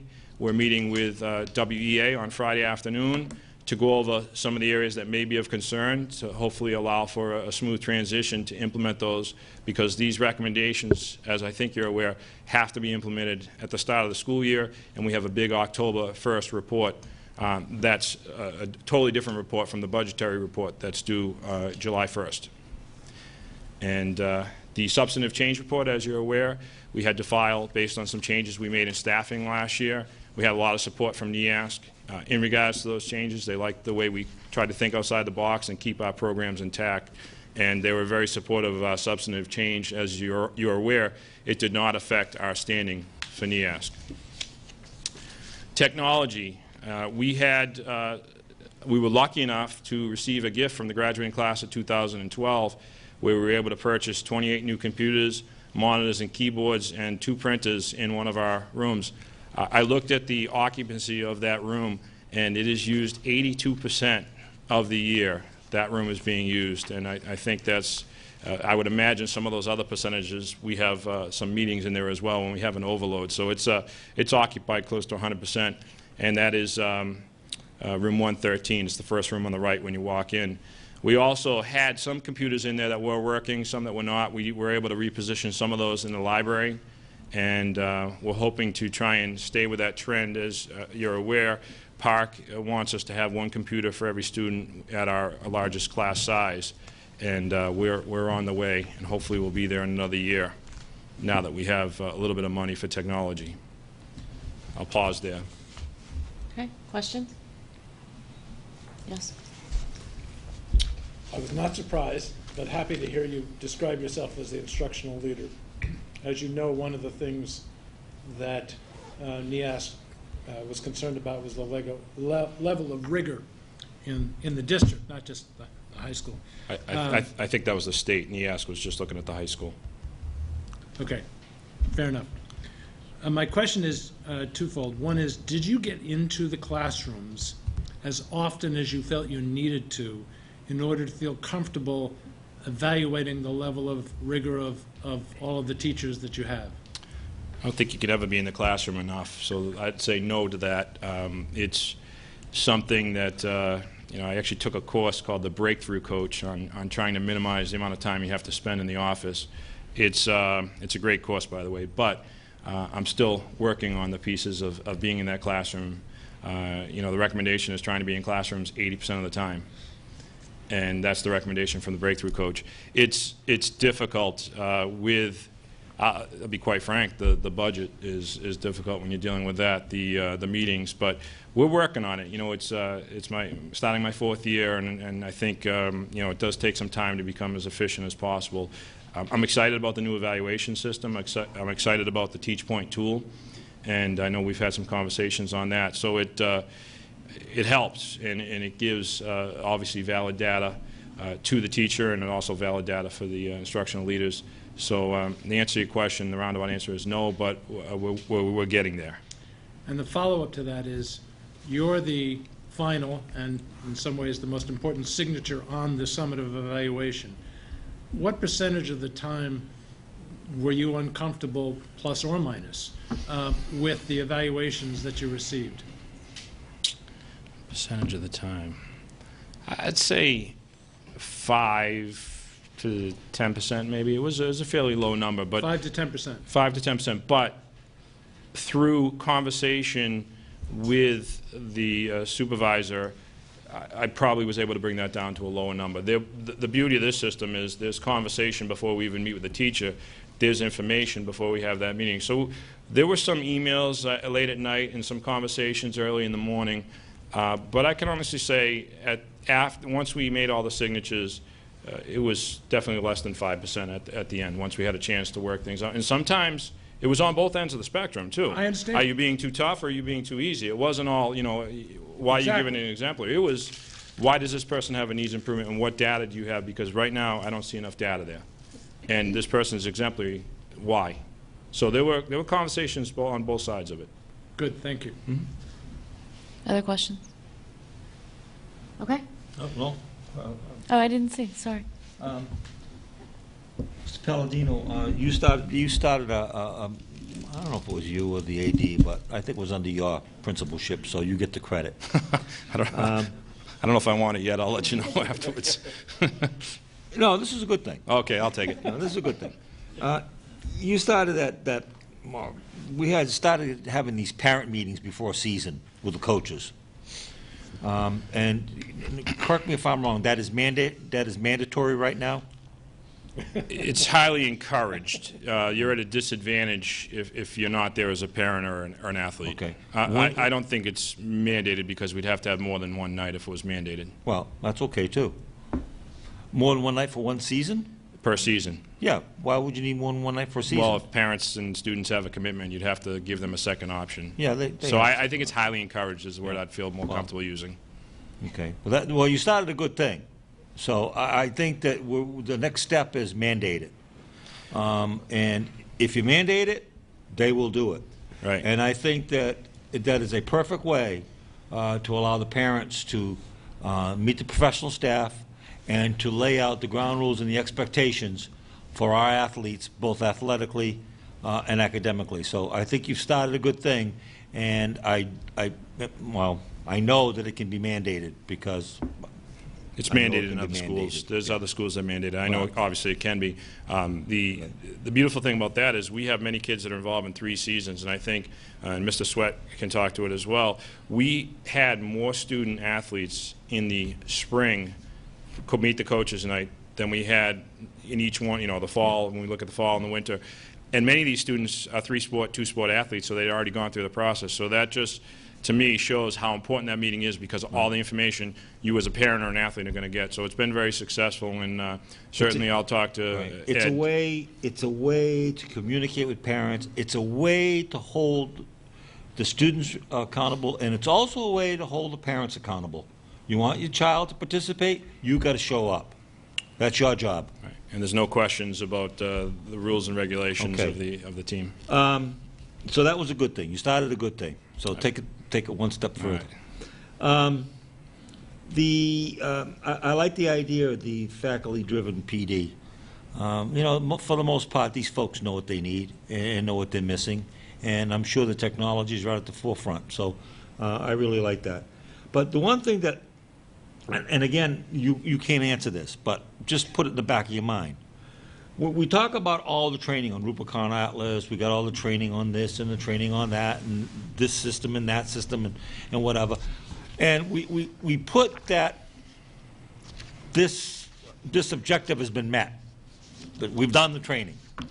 but we really never, ever truly know how that transcends in teaching and learning. So I think that as we progress through these school improvement reports and progress through it, I mean, we've come a long way. I mean, we've got unified forms, we've got SMART goals. We've come a long way in these student improvement under Dr. Rabinovich.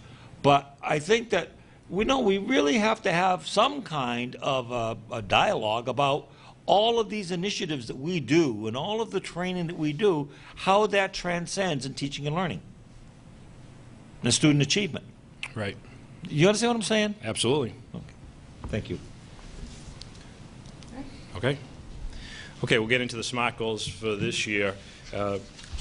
Once again, our English department has a great model, and third year in a row without any student scoring below a 220. So all the students passing again this year. We just have based on the preliminary data. That's not official yet, but we're excited about the program that we have in English, and it's a no-brainer to replicate that exactly in the math department. We have replicated it, but we haven't replicated it to the truest sense of the form that is used in the English department. So one of our goals is to, and you're going to see a lot of my goals are on student achievement, which I think is appropriate. We're going to replicate that to a T in the math department, specifically soup to nuts from everything they do, and I think we're going to see some dividends right away in that. We did reestablish last year the Core 9 classes, Core 10 classes, which earmark students that come in with deficiencies right off the bat, because the students that don't score above a 220 in math in 10th grade, they didn't score above 220 in 8th grade, so they're very easy to identify.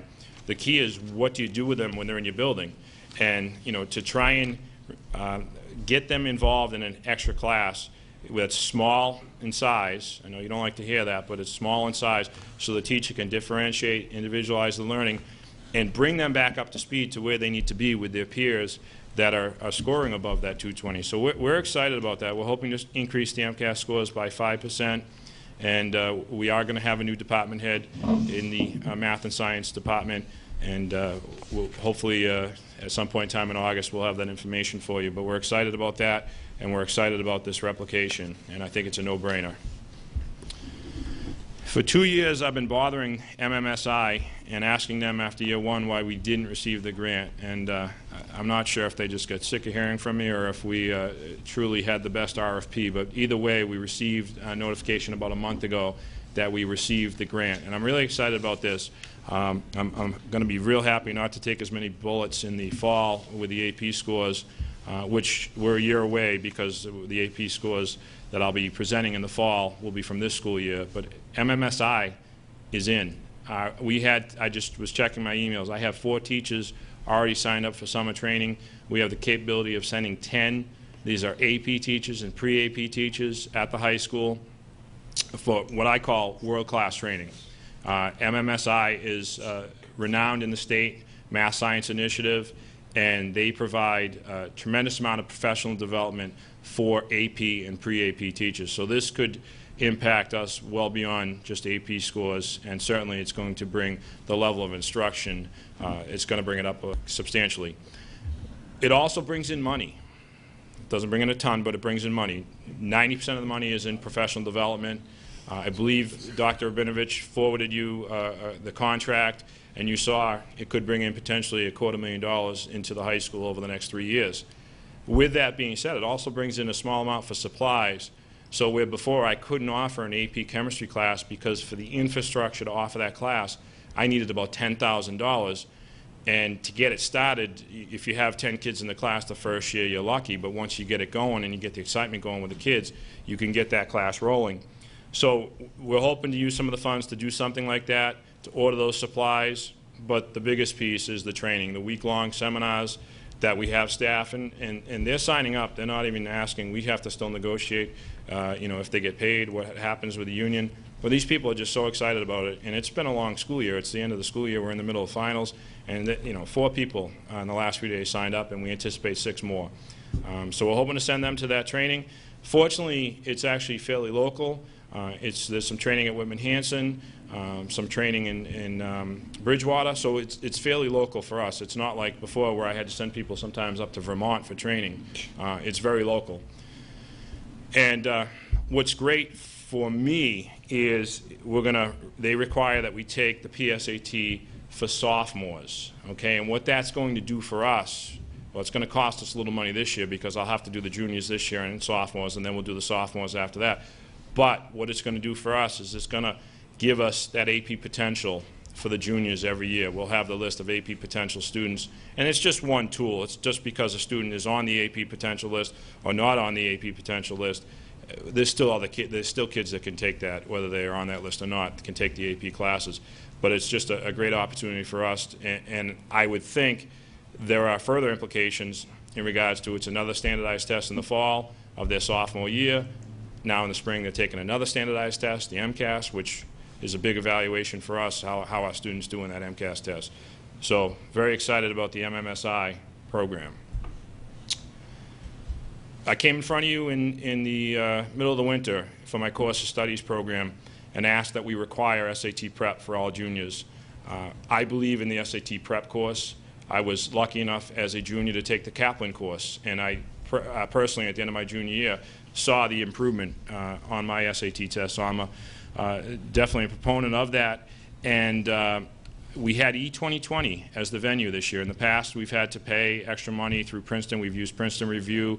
We used Kaplan in years back. We used E2020, and it was part of our package that was negotiated by the curriculum office, and it was very successful.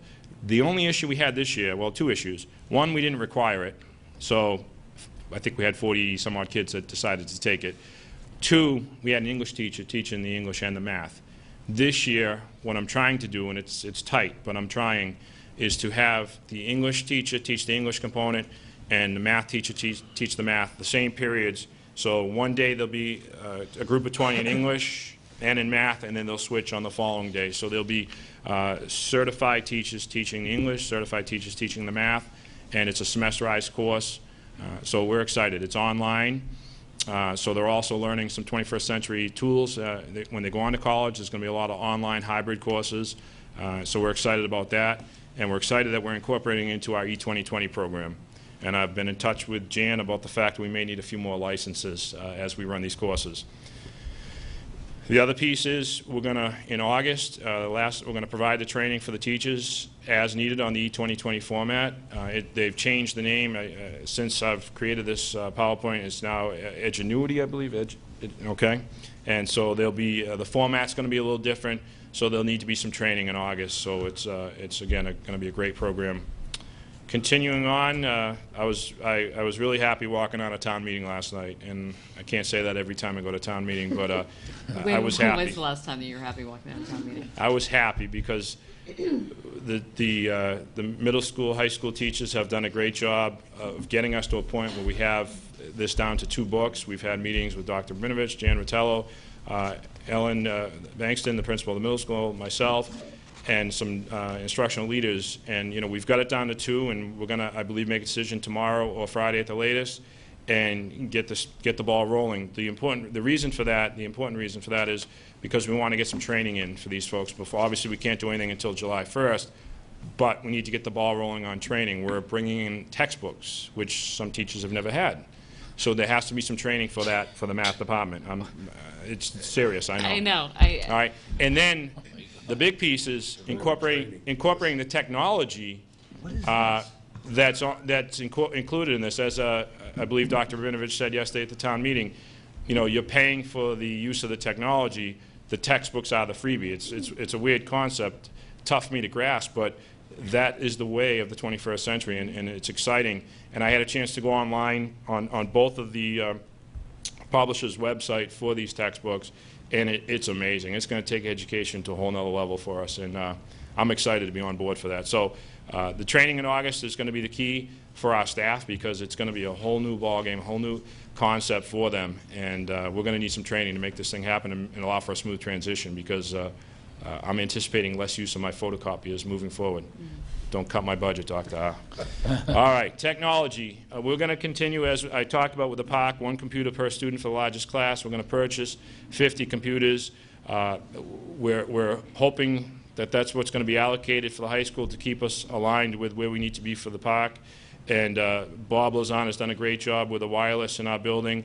And Bob, I hope we can get to 75% over the summer. I know we've already had volunteers pulling the wire on the 2nd floor, the back section of our building, and I'm hoping we can get to a point where we're starting to work downstairs as well. But I'll tell you, it's great to have the wireless, especially when you're doing the walkthroughs, to give that instantaneous feedback. And I know from a teaching standpoint, it's incredible when you can bring in the iPads and utilize the wireless.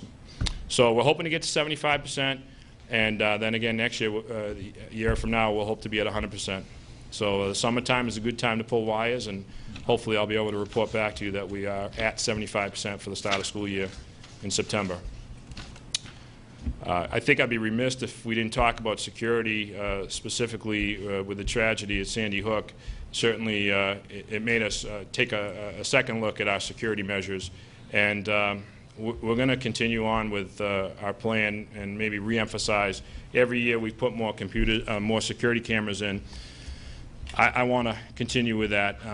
We usually put in 6. I want to put in 12. And the senior class came down to me before graduation and said, Mr. Pell, you know, we want to donate money for 2 things. One, they said, you need a new podium. That thing looks ridiculous. And I said, okay. All right. I said, well, that's cheap money. I said, we'll do that. And the second, they said, we want to enhance the security in this building. We feel safe, but we want to make sure that the kids coming through here will feel safe as well. So I believe you heard the announcement at graduation. They want to donate any proceeds after all expenses are paid to improving the security at the high school. So I'm very excited about that.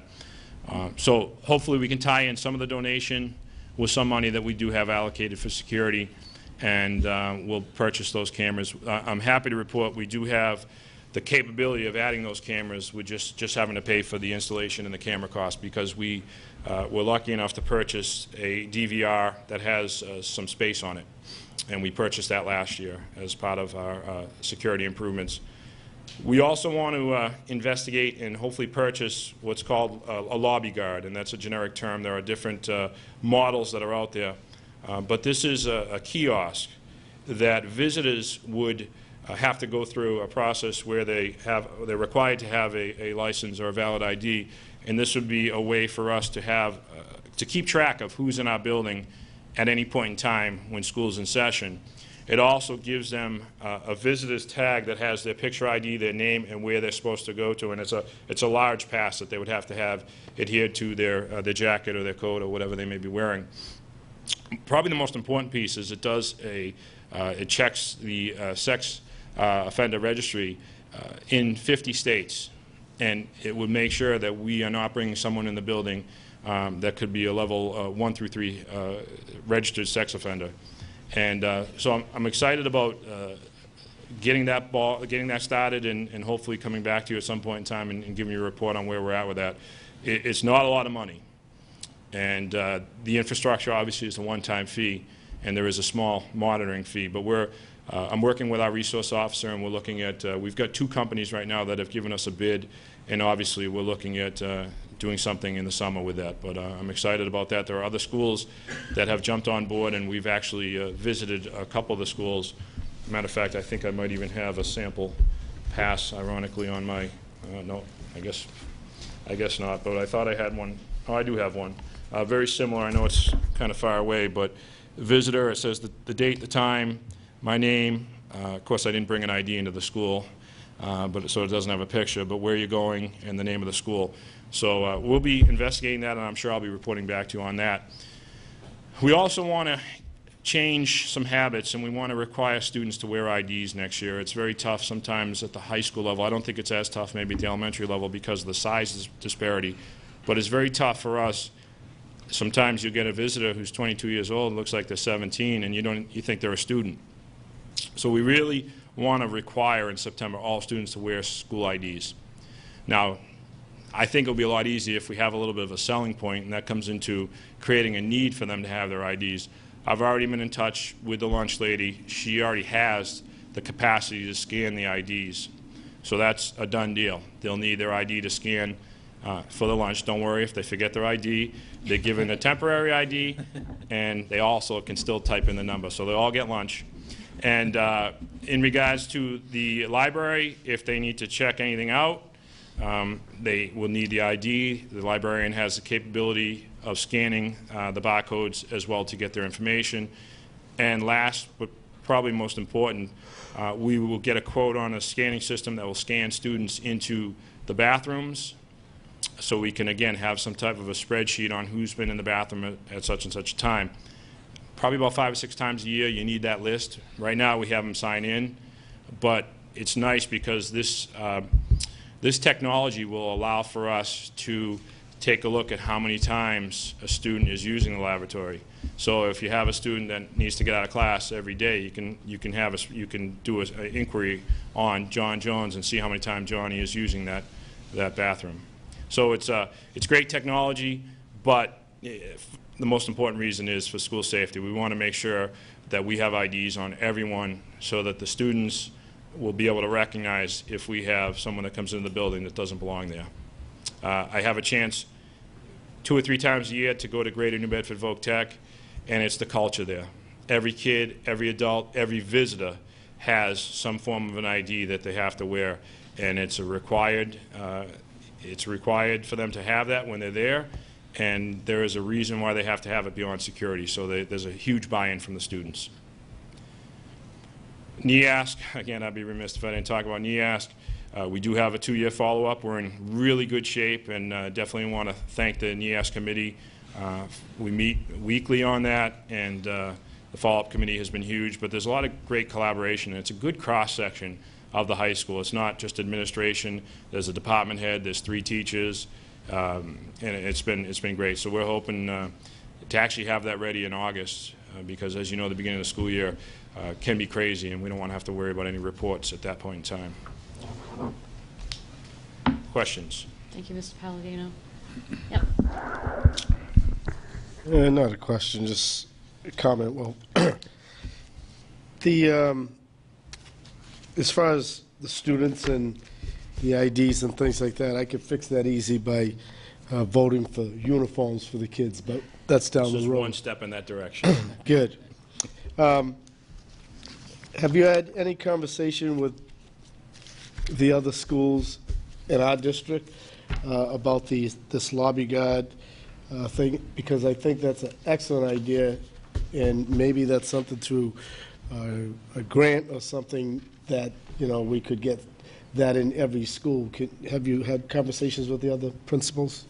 Not at this point, because we actually just received our second quote, so I didn't want to get too excited until we had 3 quotes and we could have some type of conversation. But I would imagine at one of our administrative trainings over the summer, that'll be brought up. And it is, I mean, it's not significant as far as the cost. It's, I believe, soup to nuts is going to cost me less than $2,000. But it'll be close to $2,000. So right now, the policy is when someone comes into the building, naturally they're buzzed in by, it's probably Miss Munson, right? And whether she knows them or not, are they required to show any identification? Is that correct? Photocopied or anything like that, or it's just? She requires it. There is a sign as you enter the building that says you must have, visitors must have a photo ID, and then when they come in, they have to sign in and present their photo ID, which Ms. Munson holds on to until they leave the building. Okay. Thank you. Yes. Jeff, go. Okay, I thought that you had your hand up beforehand. So go ahead. What is the status of getting Accuplacer available to the juniors? We have 2 teachers that have gone to training, and there's actually on E2020 there's also an Accuplacer review. It's web-based, so it's going to happen. Right now we have them trained to incorporate it in the DECA program. But once that happens, which that's, as you know, a large percentage of our population, not just upperclassmen anymore, you know, it would be very easy to allow that to transition into us maybe selecting a grade and having them do it as I think the natural progression is after this year, juniors, since we're taking away the PSAT in the fall. Thank you. So I think that would be about 2 years away. Okay. Did I hear you correctly that the kids have to like sign up to go to the bathroom? Well, you want to make sure you don't have any issues in the bathroom, vandalism, anything like that. Okay. If they sign in, they're more accountable. It's worked well for as long as I can remember. All right, it's not. It's probably a secondary thing. I don't think it's an elementary thing. Okay, and it's not criticism. It's just I never heard of that in school. I just get permission and go. But I spend a lot of money in plumbing. I want to make sure that I don't have to do that every year. You know, we want to make sure we maintain the great facility we have. okay. On page 24 of your SIP, you note, and you noted this on somewhere on your PowerPoint, but you wrote every student scored 220 or better on the ELA MCAS test, right? And Every student that took it, correct. oh, okay. And just trying to reconcile that with some of the. It's tough to follow the columns with some of these, but it looks like on page 22, 3 students got warnings. 3 students that were special needs were reported as because they take an alternative assessment. That's how they get reported. Okay. These are students that are in the young adult program, Okay. but are in grade 10. Gotcha. All right, thank you. I just wanted to double check that. Sure. So,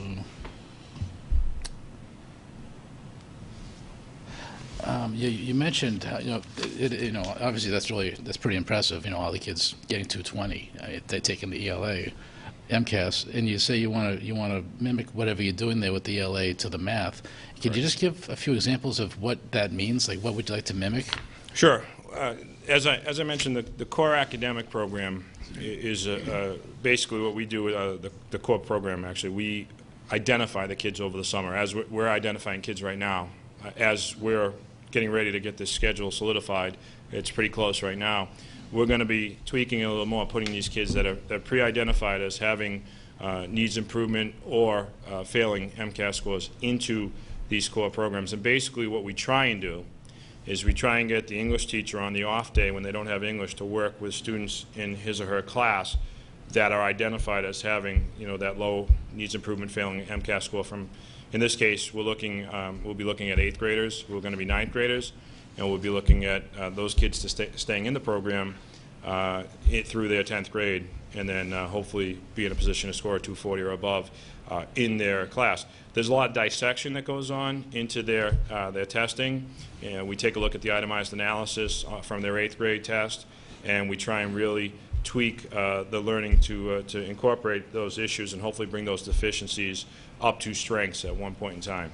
But it's really individualized, differentiated, and it's really a small group instruction. And it's obviously it's worked well for more than 3 years. No, I'm happy to hear it.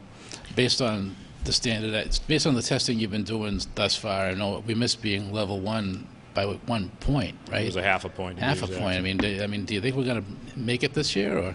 I hope so. I hope so. It's going to. Are things looking better this year at all compared to last year? Oh, they're definitely looking better. I mean, obviously, you know, I think it was 92% were advanced to proficient, preliminarily speaking, in ELA, and you know, we're hoping. You know, we did make some accommodations in math over the last couple of years. It's just that we didn't have that true replication of the core philosophy that we had in English, and we're going to make sure we replicate that. I know you sound very excited, and I'm happy to hear that. But There's a lot of good things going on. Yeah, between the AP stuff and the textbooks, and it's going to be a good year. I'm happy. This is a good report. Thank you. Thank you. This all brings me to a statement and then a question. Mike. A statement and a question. I made a reference to Mr. Gilmore about the middle school and how the middle school gets a bad rap, but I could say the same thing about the high school, that it gets a bad rap. And it's very unfortunate because those people that are giving it a bad rap have absolutely no idea as to what goes on in that building. I would, and I think that we as a committee have got to start emphasizing all of our schools, our elementary schools, our middle school, and our high school, because I'm so sick and tired of hearing about how inferior our schools are. Now, yeah, we've got budgetary problems, along with a lot of other towns. Maybe ours are a little bit more significant. And there has been some ripple based on the budget. One example is textbooks, but be that as it may. Put that aside, we are doing a wonderful job at all our schools. But I would match our AP program at our high school with the AP program anywhere around. Any school in this area, I will match our AP program with. So in terms of trying to do the best we can with what we've got, I think that we should be very, very proud of ourselves, because it's been a joint effort. So that's my statement. And I guess my question is, do you have any ideas, or I know it's not in your school improvement plan, about things that you as the high school principal could do to heighten the retention of students going or choosing to go elsewhere? So, some things we did this year, I'd like to report them to you because it was a joint effort. It's not, I say we, it's not, Right. It's not I. We started off, we came over here we came in over in early December and watched the Upper Cape presentation. I was the spy in the crowd on that venture. A week later, we presented our program, and I thought we did a great job. We had a good review from the students and the staff at the middle school. We then, a week after that, had an open house, this is now in the middle of December, at the middle school, at the high school for the middle school parents. And that was underattended, to say the least. We probably had about 30 parents there, and I'm probably exaggerating. And it was actually, I had fun. The parents that were there enjoyed it, and they were amazed by what we offer at the high school. And I had two parents in particular came to me and said, I can't believe what I've read on Facebook and what you really have to offer. She said, people just lie on Facebook. It's amazing what programs you have, facilities you have, and the opportunities you have. And both of them said, we were thinking of going up a Cape with our kid, but we're definitely coming here. And so that was exciting. We changed 2 people that night at the very least. We also came over here in the spring and did another presentation just before the students would apply to Upper Cape or any other school, or private schools, things of that nature. And that was, again, a great presentation. Most recently, we mailed home letters last week to every 8th grade parent highlighting what we do at the high school and the programs we do, and reiterating that we are accredited for the next 10 years, because there seems to be a myth about that. So we wanted to highlight, we had a 2-page letter that we mailed out to all of the current 8th graders. We have encouraged them to check out our website. We publicized everything that we do, any of those promotions or anything we try and publicize in the paper. So I'm open to suggestions. We've had meetings on this at the department head level, the assistant principal and myself. If you have any ideas or you hear anything, I'd love you to shoot me an email, because I'm not saying that's the end-all be-all, but we think it's a step in the right direction. I don't understand why parents of college-bound students would want their kids to be in education classes for half the time and to have to travel, 15, 25 minutes, depending on where you live, to and from. So as you feel, I feel, we provide an excellent opportunity at Wareham High School. We have excellent programs. We're increasing the rigor. We're increasing the graduation requirement. We gave out, as I think it was Jeff said, we gave out almost $250,000 in local scholarships. Old Rochester doesn't do that. I know Upper Cape doesn't. So definitely, if there's any ideas, I'd love to have them forwarded to me.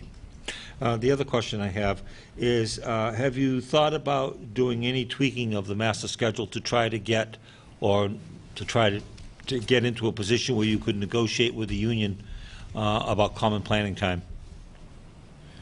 Well, we have what we call common prep time, which every other day the whole department has that time. Okay. I think I'd be going back on my word at this point when the teachers all agree to teach 1 extra class. But if you come in at any point in time and you take a look at which department is free, they're all working together. Common formative assessments, They're working together on just tweaking their planning, provisioning. They're working together. It's a real collaborative effort, and it's happening organically, if you will, but it's exciting to see. I'd hate to mandate something at this point in time because it is happening.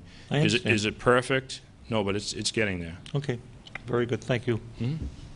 Ms. Chair. Thank you, Scott. Thank you. Thanks, Scott. Thank you. Thanks, boss.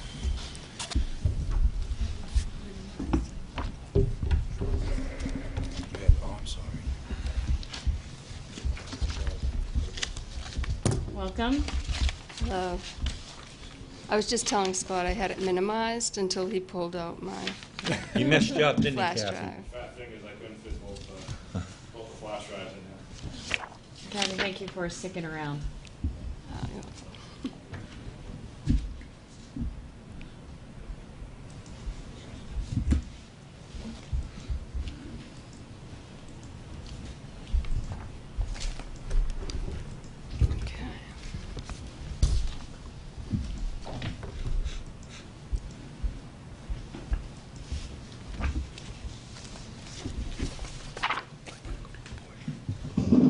It's going on its own.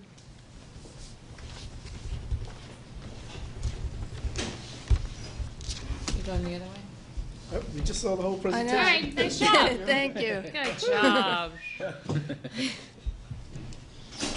I don't know what I did wrong. Now, go up to the top right, to the little box. Yeah, the middle one. Yeah, now do that. And then go back down and create the PowerPoint. Okay, and then you're just going to use the down arrow. Okay. I'm ready now.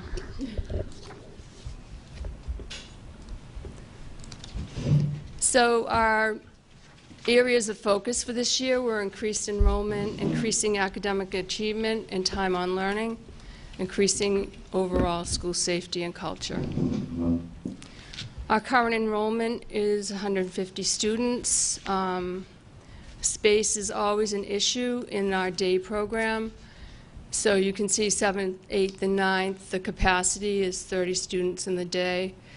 The PM2 program, as long as we have the staff and the space in the high school, those numbers could increase, but our projected enrollment is 155.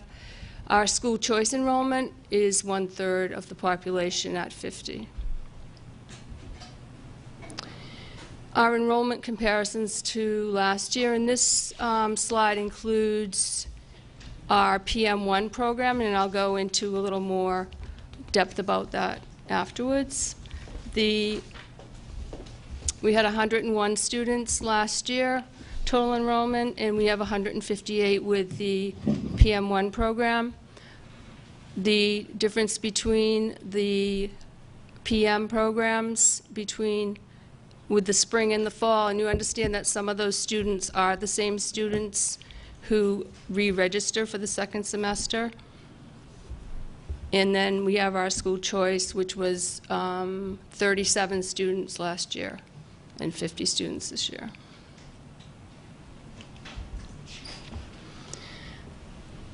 So the difference is last year, over the summer, we created a brochure for both the day program and the evening program.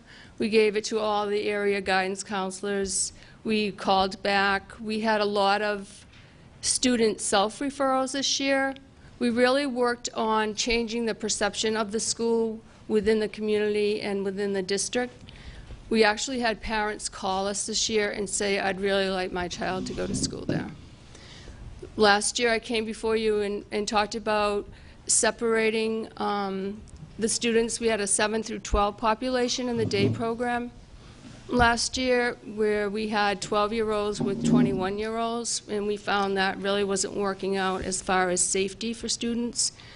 So we separated the programs and found more success with safety and overall culture. We had transportation this year home from the PM program, and we had a number of graduates increased by 66% this year, which in effect affects the dropout rate.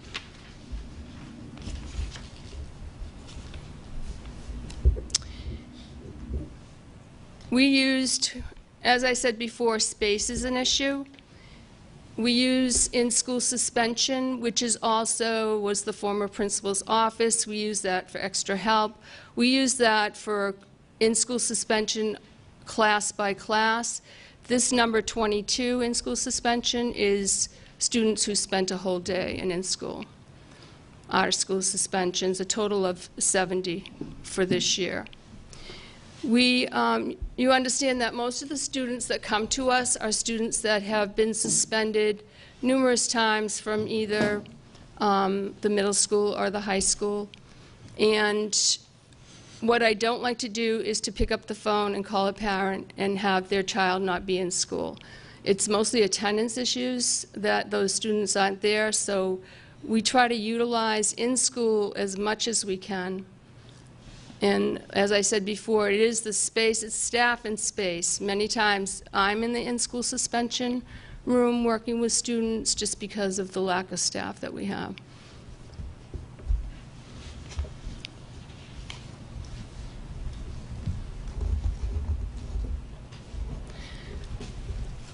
So our data shows that our absent attendance rate was 90.6.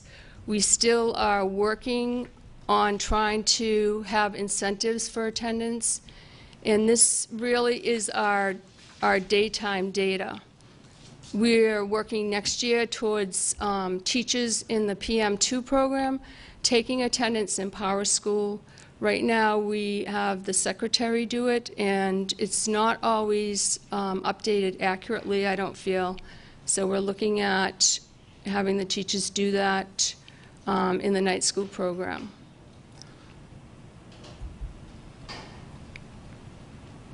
Our performance data, we don't have the same charts as the other schools just because we have insufficient data because of the number of students. But you can see the students scoring proficient or higher is on an upswing. And math the same.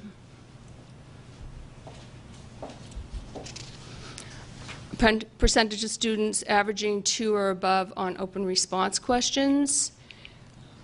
We need work there, as we do in the mathematics. They're moving upward, but a little slow.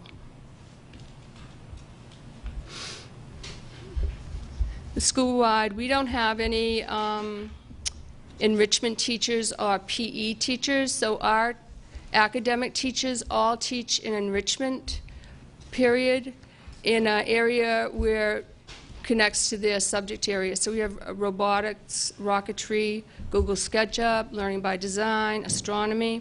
We also were able, through a grant this year, to provide some outside activities to give exposure to some maybe career placements eventually for some of our students. Bless you. Our outreach to parents through the Foundation for Wareham Education Grant allowed us to have luncheons, breakfast. We have an awards barbecue and project exhibition on Friday.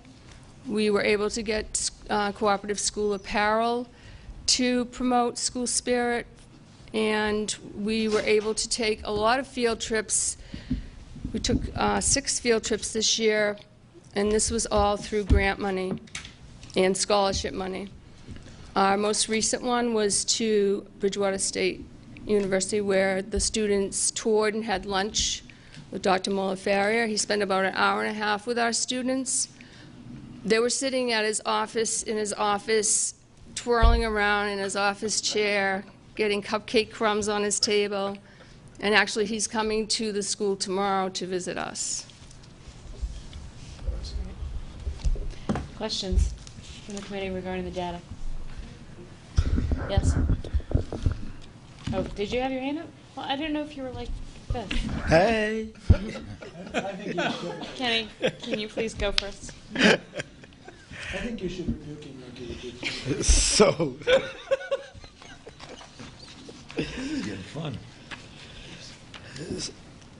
what year is this for you in that position? This is my first full year. Okay, thank you.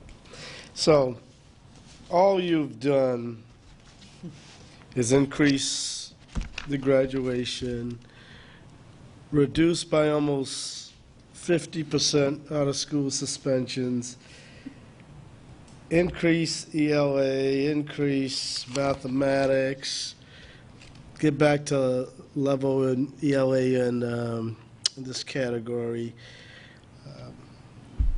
I don't get it. She's a Wareham High grad. You're wondering what she's going to do for an encore? Yes, I have to give you credit, with the environment of that school for what you've done is absolutely phenomenal, as far as I'm concerned. And I just want to comment that some of the students from that building have come over to the Boys and Girls Club where prior years it was an issue. And Kathy has sent over, if 7 or 8 kids came over, they had staff with them. And they've been absolutely great, and I'm glad that we could have this partnership. I appreciate it. I don't have anything negative to say yet. We'll see how part 2 goes, but I just want to commend you on that. Thank you. Mike? I'll pass, thank you. Kathy, there's a lot of debate about what happens to our graduates when they leave the high school. I don't want to talk about that, but you have a situation where at the end of 9th grade, they have to go somewhere, right? Yes. Do you know what happens to your 9th graders? This is the first year that that's in place. So right now, I have some 9th graders that are going to remain and go to the PM2 program. I have some 9th graders that are going to transition back to the Wareham High School. And those are the only 2 things that are happening? Yes. Thank you. All set? Okay, thank you. Thank you, Kathy. You're welcome. So as I said before, we changed from the 2 schedules, the high school and middle school, and we did diagnostic testing with all students when they came in to the cooperative school this year. I think the walkthroughs and the observations by administration, I mean, I'm in the classroom a lot just because of the kind of students that we serve, but also to observe teachers. We created, the PM1 program kind of created itself. We had students who were in the comprehensive high school who may have left high school in November. In our registration for the second semester of PM2 didn't start till January.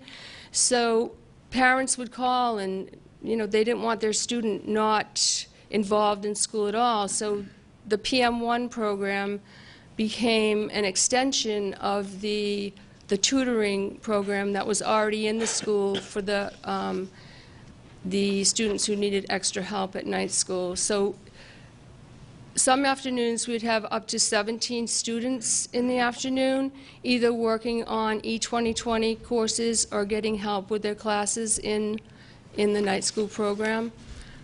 With that, I took the Serve Safe course, and so that I could serve them lunch, and we provided lunch, especially for the students who were coming at 3:30 and then going right to the PM2 program and not leaving there till 8 o'clock. Next year, I didn't realize all the DESE reporting on low income was through the forms for free and reduced lunch. So our school is listed at 46% low income, where it probably should be about 96% low income. So next year I'm going to have all the students fill out the free and reduced lunch form, which will change us as far as the kind of alternative schools that they compare us to in other towns. So as I said before, we do the diagnostic test and formative tests, post-assessments. We do a whole school math, writing, and science exercise every single week where we give an assessment that all the students do, and then we sit as a staff and correct them together and discuss the student work. And then I would give them feedback. I'd call the students in and talk to them about their work. We purchased a second laptop cart this year, and so we were able to do those online, Google SketchUp, the robotics class, Study Island, and we also have the iPads. Let's see if it says anything different. We have a Power School Liaison this year for the PM2 teachers. We have PM2 teachers that are from out of district, so it's always the retraining of the teachers in the night school program. Community involvement. We have a lot of correspondence with parents. We had 50% turnout when we had our parent breakfast, our luncheon. Right now, we have about 50 coming to our barbecue, so we've had very good luck with parents coming to those events. We had our first open house for the PM2 program, which was not very well attended. So we're looking at how to increase communication with those parents of students that go to the night school program. We've updated the website. We also had 3 college presentations this year for the PM2. We had Massasoit, Four Seas, and Bristol Community come to the night school program and present to those students.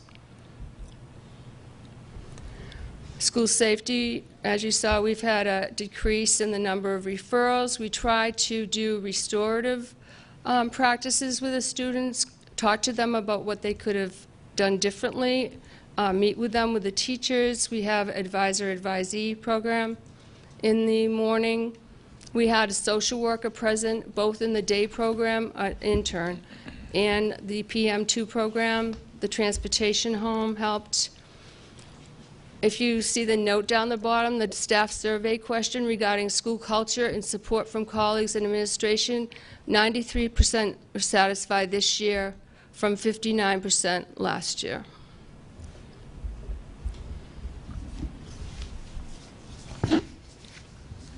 Questions? Okay. It's good going last. I have a comment, not a question, Madam Chair. Madam. Yes. You heard me made mention about assessment, and you have done exactly what I would like to see done in all the other schools, is you put an emphasis on assessment and working together and using that data to reshape your instruction, and I just have to commend you on that. Thank you.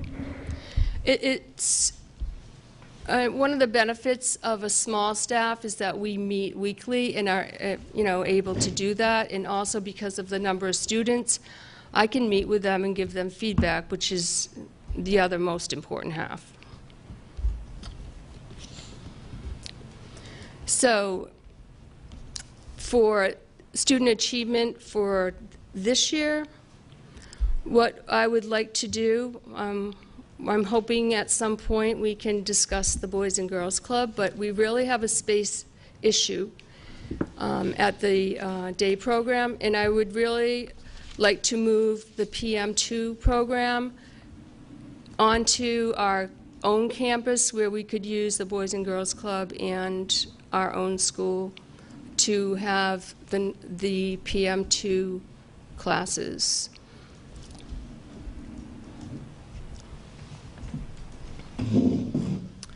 So what I am proposing is a schedule change for the PM2.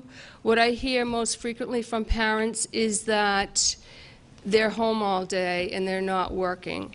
So what I would like to see is that the PM2 program begins immediately after the after the day program, and that we can work with the tutoring program, starting classes.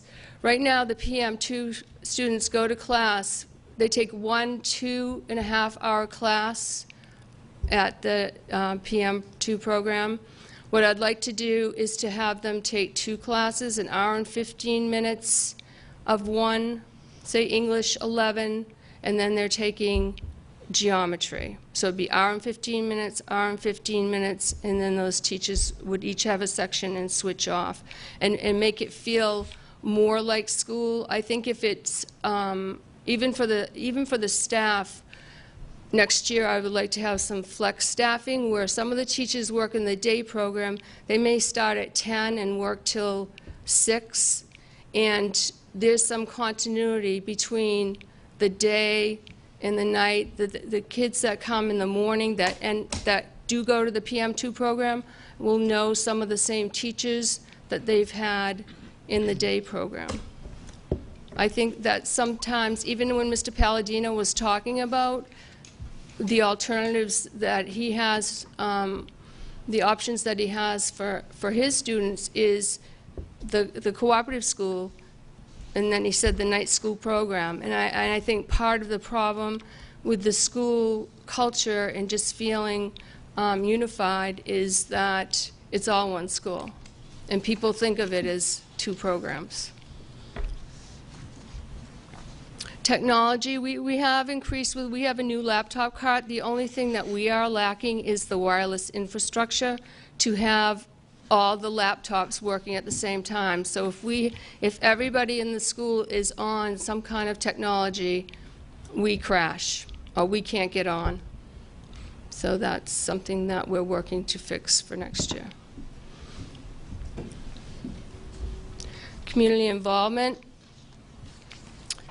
What I would like to see, I remember from one of our administrative meetings that Dr. Rabinovich said that the student, the parent, they're the consumer, and we are the ones that have to look to their needs and see how we can improve what we are able to offer them. So we've had a job coach at the PM2 program, and it was really a disconnect between the students finding jobs and talking about their interests as far as job opportunities. So my plan is to work this summer and to go out to businesses and ask them to come to the PM2 program and present to students what their needs are, what they're looking for in an employee, what their expectations are, what it's like to work, in their company or in their store for a day, and kind of explain to students, because a lot of them really don't understand what it means to be employed, to show up on time, to be respectful. So that's part of my summer project. We are implementing the PBIS also in the day program. Right this year we focused on character strengths. We kind of borrowed the KIPP school, Knowledge is Power, and focused on curiosity, grit, gratitude, and self-control, and rewarded students every cycle for any of those character strengths that they exhibited. We are going to continue, even though we didn't have a very good turnout, we are going to continue with the open house for the PM2. We kept an administrative log in Google Docs this semester, just so that with parent contact, that administrators that worked at night knew which parents had been called, if students were absent. So we had a lot better communication with what was going on in contact with parents. Also, this year at the registration for the PM2 program, I'm going to be playing one of those DVDs of the graduation, because after the graduation, I was looking on Facebook at kids. I was more looking for pictures, but then I saw so many students who said, I should have been up there. I wished I did what you did.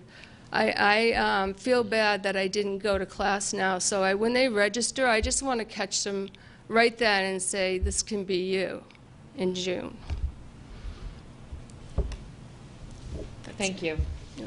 That was definitely a great way to end it, too. Final questions or comments? Yes. Just early on, you mentioned that 1/3 of the students are from choice. Of that, what would you say the top 3 sending towns are? Bourne, Sandwich, and Plymouth, I guess. All right, thank you. And We really need to do a better job of marketing that. It's just because we are the only program of its type from here to Provincetown. And I don't think a lot of people, even though we reach out to guidance counselors, I still don't think that a lot of people know about it. I'd love to put a big billboard near the Bourne Bridge. Thank you.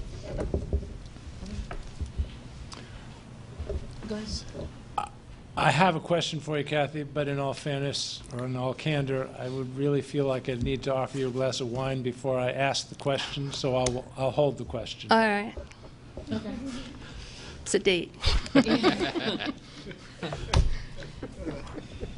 Good?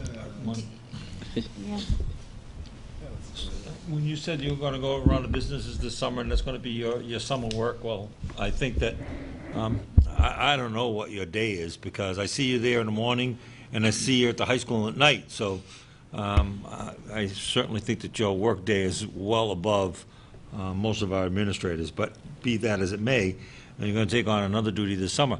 Couldn't you tie in to programs that are already in existence, like the School to Work program, to get some of these businesses to work with you in conjunction with the School to Work program? Because that's already functioning, isn't it? Our School to Work program? No, the School to Work program at Wareham High School is already functioning. They've got a list of businesses, and they have training sites for kids, so couldn't you dovetail off that? Sure, I could. I'll look into that. Yeah. And again, thank you for your good work. Thank you. Can I sneak one in? Sure. All right. Excuse me. Never mind. I'll leave it at that. All right, I'm going to finally be able to ask my question. How many members are on your school council? We have 2, well, parent, community member, and 3 staff members, 5. Okay. Do you find it difficult with getting parents involved in your school council? Yes. Okay. And what is the easiest way to communicate? I mean, for this school, how is it best communicating with the parents of these kids? Is it through phone calls? It's all through phone. Okay. Mm-hmm. That's all I had. Thank you. No. I'm all set. Thank you so much, and Thank thank you. your school council also. Great job, Kathy. Thank you. Thank you. Thank you. Hi.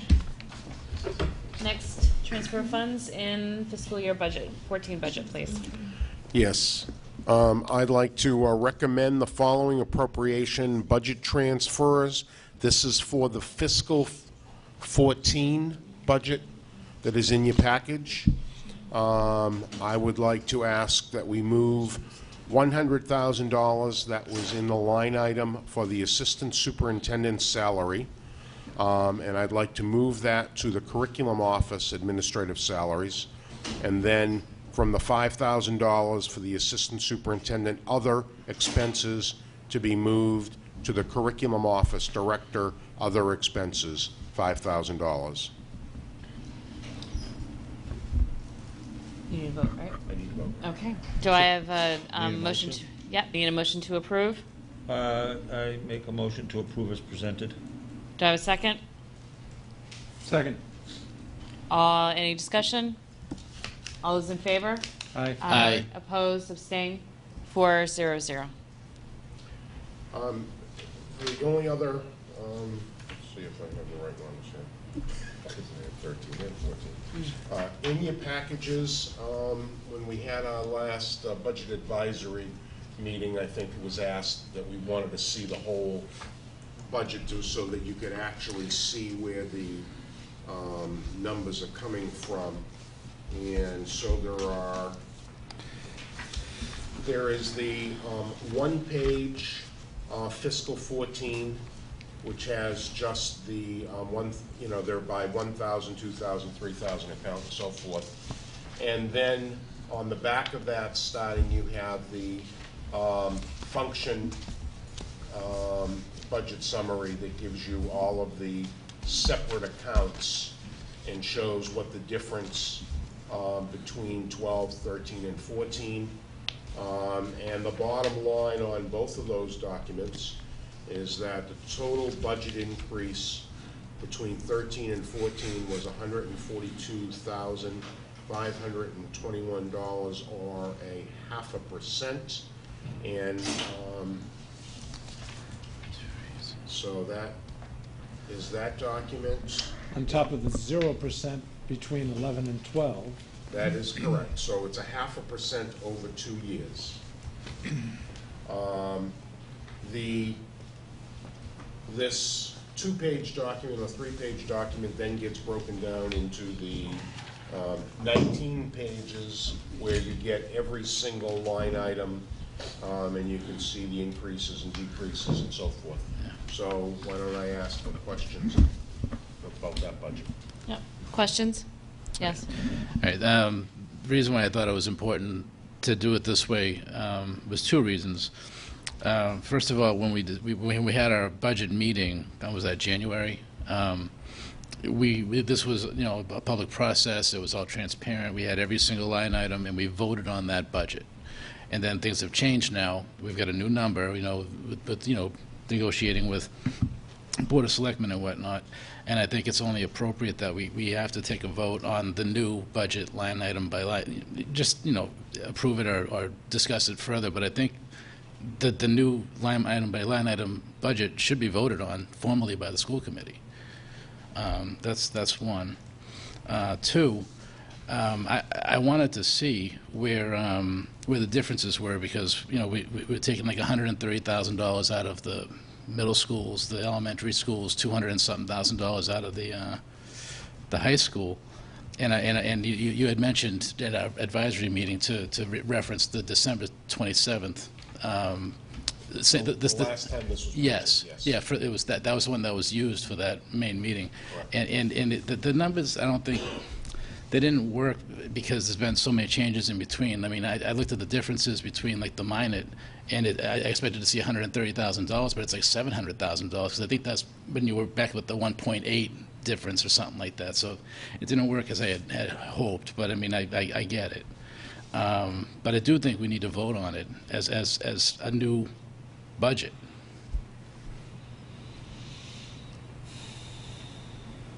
We vote on a number. So we vote, the school committee votes on what the total number is. We don't vote line item by line item. So I don't know if it's appropriate, because it's the same number. I mean, we voted the number at the meeting that we had. So it would be a re-vote on the exact same number. Because again, we don't vote line item by line, and we don't say, here are the 2,100 accounts, let's vote on that. Here's the 2,200 accounts. We don't vote. We vote on what the total number is for non-net or net, non-net, and then the total school budget. So I don't think that there really is reason to re-vote the same overall number that we voted on. So I guess where those cuts came out of, just by de facto, we approved a number. It doesn't matter where that stuff came out of. I mean, we have no say in that, or? That it's presented to us of here where the suggested cuts are. I don't think we ever voted on. I think we voted on the number, and we laid out where the cuts were coming from, as much as we could, because one of the things that changes when we, and somebody mentioned earlier, so we had a counselor position reduced at the middle school, which then bumped somebody at the high school that has a different salary, and the money is partly in the LEA budget and partly in a Title I budget. Then we have to ask the Title I pick up that same amount of money for another employee to actually get the savings. So that's why sometimes where that savings comes is spread out. But the overall is to get to that bottom line number with the technique that was brought to the school board. I'll defer. Yeah. I think Mike raises an interesting point. The budget, in my mind, is supposed to reflect the priorities of the school committee. It's our philosophy in numbers. Right, exactly right. We get presented all the details we could possibly want. We ultimately vote a grand total, well, actually 3 numbers, 2 numbers plus the combined, but it's based upon all the details that we get. It's true we don't go through each line item and say yes, yes, yes, yes, yes, but we see it. To the extent that those details change, they change the priorities, and therefore, to Mike's point, if that's changing, then how do we know they can't be unilaterally changed? And the reason we know that is because there's a policy, not a vote, but a policy that says if you want to move money between these accounts, these big accounts, you have to get the school committee's approval. So I guess I get comfort. This is a long way of answering your question, I think. I get comfort because we have a policy that allows us to vote on movement to the extent that it deviates from the last version that we saw before we voted.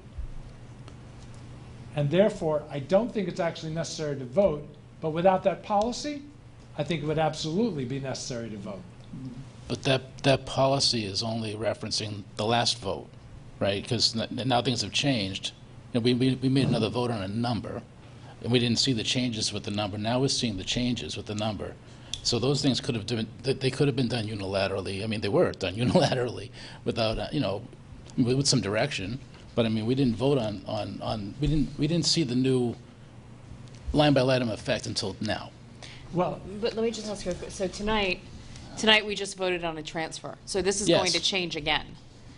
And so taking a vote tonight, when now we've just voted on a change, it's going to change again. No, because that was voted. I mean, we took a vote on that transfer. Right. Yeah. So that's moot. We voted. We didn't vote on this whole budget. We voted on the numbers, the newest budget. Right. And all I'm saying is taking a vote tonight, when this isn't the final version, would we then need? No. Okay. No. Maybe I'm missing that. Sorry. No, because we just voted as a committee on this transfer, and so that's done. But we didn't vote. I mean, there's basically been de facto transfers since the last time we approved this. Right. And then all I'm saying is to just formally memorialize accepting the budget as is now, or not. I tend to agree with my colleague when it comes that because there's a policy, then I think it does protect any large changes from account to account. But I'm willing to entertain a vote if the committee, sees that it wouldn't hurt, and again, it doesn't affect the overall number. We have the number; that number doesn't change. I'm open to the committee's feeling on whether they want to vote or not. the alternative to this is to vote, perhaps it could be done at the next meeting, because I don't think it could be done this meeting, is to vote on the transfers that occurred since the last time we voted that changed the budget. We just voted on one transfer. There have been multiple transfers in order to meet the new numbers, correct, Barry? We're getting down a slippery slope here. No, of course we are. This is. We reduced, Hold on, just one second. we changed numbers in order to accommodate the compromise with the Board of Selectmen, correct? That is correct. So So- we went in and we took from the 2305, but the policy talks about when, from these numbers, from these accounts. So when I look at 2305, and it is a $12.9 million budget, yes, we took money out of that. So theoretically, if we look at where it was on the 27th of December and where it is today, there should be reductions in that account, because it was part of the savings that we had to do to get to our bottom line number. So I agree with Mike on that point, that yes, as far as, we would not be able to necessarily go to this one because, like I said, sometimes the cut happened at Deacon's and at three other places No, I were agree. touched. But from this, yes, we could definitely go to that. In fact, Michelle and I had a worksheet that we used to get to that point. I'd be happy with that.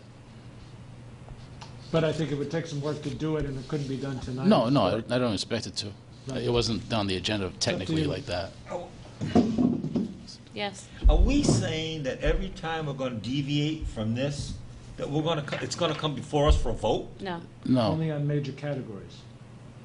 which is the policy right now. So every $1 of adjustment? No. Well, Within- Mr. Chair? Go ahead. Yes. Make me understand this, for them to make me crazy. If the superintendent decides, in consultation with our business manager, that we need to move money from one major account, as 2,300 to 2,600. as defined in the policy, from one major account to another major account, and whether it's $1 or $500,000, the policy says it has to come to the committee for a vote. That's what the policy says. But if it's not between those two major accounts, it's the discretion of the superintendent. Exactly. Yes. So salaries are salaries, that's in that account, so, you know. That's why we're what- talking about this But see, and not that. I know, but that's what he's saying now, the salaries, oh, I see, because you said it was Title I. Okay, all right. Yeah. But, It's you not know, that. if we're gonna, it's our administrator's job to manage this budget. If they're not managing it properly, then it's our responsibility to hold them accountable. But I don't want to get into the daily routine of It's not, moving money around. it's not micromanagement if the change is a change in the priorities of the education of our students. If it's a change in the priorities of our students, then it most certainly is a And policy that's issue. why we're using major accounts. Right. Right, and I think that what we're saying is that we went through a whole entire budget process. We had discussions here. We voted on what was put in front of us, which Right. was a combination of that and that. Based on the negotiations with the Board of Selectmen, Correct. based on that this is a one-time to basically say, all right, we're done, town meeting's over, can we vote on the budget again? But what I don't understand is why Mike wants to vote on this again. I guess I'm not getting it. Just for like she said, because we voted it, we had a number back in January. Right. And with the big report as of December 27th, and we voted on it. And we liked it at that time, and then things changed. A lot of things And we changed. voted on the change. We voted on the number, but we didn't see where it all came out of. We Now, got a framework for that. no, number. no, we didn't see where it actually came out of. I mean, I had an argument with the guidance counselor. No, we had sorry. that was a big Hold on, summary. it was a presentation of where the cuts would come from. And some of them that were on that slide did happen, and some of them didn't happen. The DECA slide changed big time. Okay. So that's the reason why, so I will, this is the first meeting in August, that, Michelle, if we could just put a vote on the new budget on that agenda. And as far as the town and everyone else is concerned, the main number works for everybody. Right? Yeah. So what are we gonna, so how is that motion gonna go? Just humor me for a second. Back in August, how is that motion gonna go? No. So, I wanna know how the motion's gonna go. Are we gonna vote this whole package? I don't know yet. It's an honest answer. So let me say, Michelle, put a potential vote on it, and then I will either come to this group and say, I don't want to continue to belabor the point. I think that we have a philosophical point here that's going on, and I need to dig in deeper when it comes to the administrative side behind it and basically say, what does that look like? So we're going to continue to have a philosophical discussion about whether we need to vote or not. So on August meeting, we will have a potential vote on the budget again. Or I might come back and say, it just doesn't make sense. There's no reason because we already voted on it. Okay? Madam Chairman? Yeah. Perhaps at your July workshop, you may want to continue this conversation to clarify what that motion means. No, I'm just going to do it.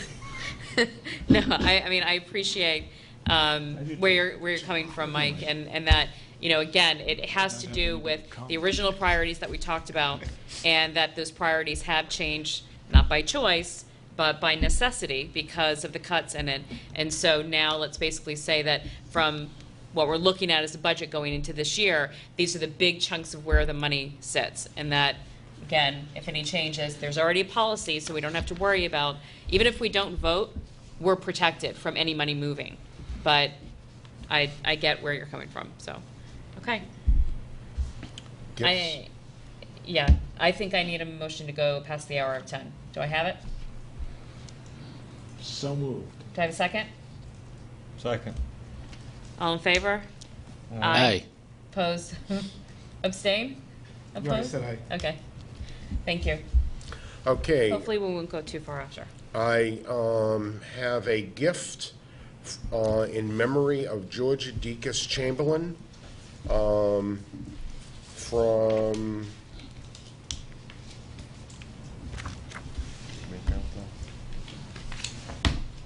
Dylan? C. Dillon, I guess. But it came to the office in the amount of $500. So I'd like the school committee to accept this gift, and it'll be placed in the gift account for the Deacus Elementary School. Great, thank you very much. Do I have a motion to approve? So moved. Do I have a second? A second. All those in favor? Aye. Opposed, abstain, 500. Thank you Thank very you. much. I also have a second gift. I would like to ask the school committee to approve the donation from the Wareham High School PTA of 22 new chairs for the 2 staff rooms at Wareham High School. The chairs will be purchased through WB Mason and will be delivered in July, if accepted by the school board. Okay, I'll take a motion to approve. So moved. Do I have a second? Second. Second, if I could have the old chairs. Okay, where are the old chairs going? Obsolete equipment has to go through a town bid. All those in favor? Aye. Opposed, abstained, 500. Thank you. The district handbook for 2013-2014, there are no substantial changes to it. You all had an overview of the changes to the handbook. Instead of having anything presented on this, because there weren't any major changes, I'll just entertain any questions or comments. Okay? Then I'll take a motion to approve the changes to the school handbook for the 2013-2014 year. So moved. Second? Second. All those in favor? Aye. Opposed, abstained, 500. Superintendent's report. Okay, in Anna's absence, and I'll give everybody some news first. Anna's sister was by the office, I believe it was Monday, to let us know that they were moving her to a regular room. She was finally out of ICU, breathing on her own, and that they hope by the end of the week for her to go to a rehab facility. I don't know the where yet, but I will inform people when I do. But she's still at St. Luke's. But she is still, no, she's at Mass General Mass Hospital. General, right. Is she able to accept, I know cards, but is she able to accept flowers or? I think once she's at rehab, she will be, yes. Okay. Michelle, can you just inform us when that happens? Once you find out her, Barry? Okay. Thank you. Please send along our goodwill to her family when you talk to them. So in her absence, I had Mrs. Westgate put together for me the function summary report that's before you. Michelle did the cutting and pasting, so we have the FY12 numbers next to the FY13 numbers for you to see. And, you know, just getting to the bottom line, the fact that last year at this time we had 17.32% remaining, and this year we have 18.28%. 1% or almost 1% doesn't seem like a lot of money, but that's $267,000. And since we had enough last year, we're going to make it again. And believe me when I tell you, this time of year is very stressful when we are processing 6 payrolls within a week, because the teachers get their last check, which is the 20th check, and then they get 5 summer checks. So all of that gets posted, and when you look at the large amount of money that 6 payrolls for teachers represent and what you actually have in the account, and it's extremely close, you know, a mistake one way or the other could put me in the hole, and that's not the way I want to leave the district. So it looks like we're going to be fine. The other thing on here that I think is very good news is if we look at pupil transportation, at this time last year, we were in the hole by 13.31%.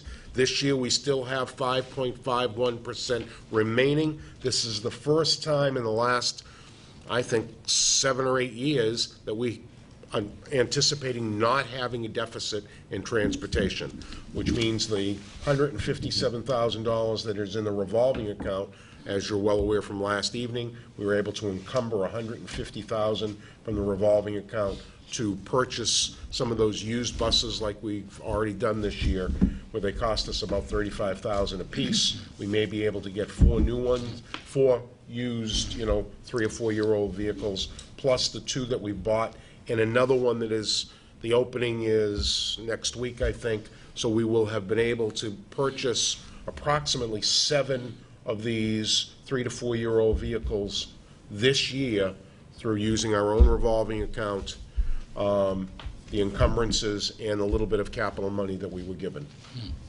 All right. Yes. 2 things. One, let's not forget that the reason we don't have a deficit is because this committee and this administration fought very hard to get that McKinney-Vento money allocated for this fiscal year to the Transportation Department. Without that money, we would be in the hole. We'd be in the hole, right. We'd be in the hole. So thank you to the town, and we fought hard to get it. And we have it for next year as well, that same number. And secondly, I wanted to ask you if you had a promise from Mr. Lazan that there won't be any surprises between now and the end of the year that will take up that money that is that Any sticky notes? That 1%. We're not expecting any students for us to get fiscal responsibility assigned to us. Can you promise also that it's going to be sunny all week? Not in this fiscal year. I didn't promise anything. Yeah, I know, exactly. Thank you. But I think we're done. So what I'll do is I'll entertain questions around any specific, are you done, Dr. Rabinovich, with that piece? I am. Any specific, you know, we usually do go through this, and if there's anything that anyone has a concern or a question about, please bring that up right now, or just any overall comment. Jeff might have answered it. I was wondering, I mean, when does the LEA budget need to be closed and submitted? Okay, so the end we say is June 30th, all right, because the new fiscal year starts July 1. But the reality is you have 10 days to finish paying things, to close any open POs. So it's closer to July 15th that we have the final picture. We'll run a June 30th one of these so we can actually see our actual spending in each account. We'll do it on this one as well as the 26-page document. So that lets us know for next year, for you folks, what was under budgeted, what was over budgeted, and so forth. And then we'll come to you with that. But so you will be here for that, the end of that? No, because it's July. Well, I'm here through July 31st. Right. I will have the budget closed up tight and everything paid for before I leave. Well, so I wasn't sure if it was you or Mr. Luzon. Like, how does Mr. Luzon fit into it? Mr. Luzon is for special education, Okay. all of the bills that we Mr. have for our McMillan start out-of-district July 1? payments. No, he starts August 1st, but he and I will be continuously in contact. I'm already emailing him information to put in the file. Okay. And the piece with Mr. Luzon is that usually around this time when things are, anytime Dr. Rabinovich notices or talks about any kind of surplus, he comes forward with some new student that's just walked in the door, costing the district about $250,000. Yeah, all right. So that's where all that came from. That was only once. And I will continue to blame it on you until you leave. You know. Okay. All right, so this paper's fine. We have now the revolving accounts to let you see. And most of them are what you would expect them to be. Transportation, this says, 134, but that was on the 11th. When I did it yesterday, it was 157,000, and that's why I could put the number 150,000 on the screen last night. I can't encumber what I don't have. Let's see. Full-day kindergarten, as expected, continues to go down because we didn't charge tuition. So that money in there is really for next year just for the preschool program and the tuition that we get for the model students.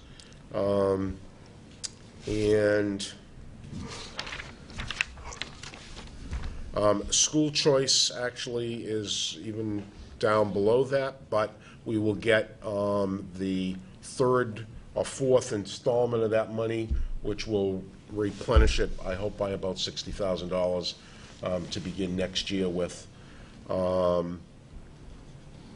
And that's about it. So any questions, I'll be happy to answer. Questions? Yes. If Mr. Palladino was here, he would say that he's frustrated with what transportation is charging for things like field trips, et cetera. How comfortable are we that what we're charging is competitive?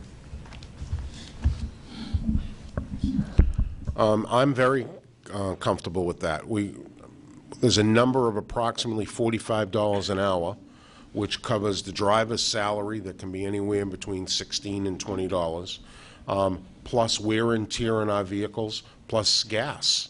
And there are times that people would like us to charge less, and if we're aware that some other company will do it cheaper. However, what principals forget to mention on occasion, that if we have a child that needs special transportation to get to the same location as all the other children, then we have to bring a second driver, a second vehicle, and by law, that is the correct way to do it, and therefore they wind up paying for two. Well, principals have in the past wanted to pass those costs on to other departments, which is not correct. If we make things available for our children, it's available for all of our children. Does Mr. Tetro participate in your, what do you call them? Administrator meetings. Administrator meetings? Not as often as we would like, and that would be a recommendation that next year he begins attending those. Thank you. Okay. Other questions? No, just a comment. When we think about Dr. Rabinovich in a fond manner after his retirement, to keep in mind that this man has been doing double duty for quite a while. Yes. I've been in that office, and I've seen what he's had to deal with over the last couple of months, and it's a tribute to his dedication to Wareham Public Schools. Absolutely. Thank you. School committee reports. That's up to you. Yeah.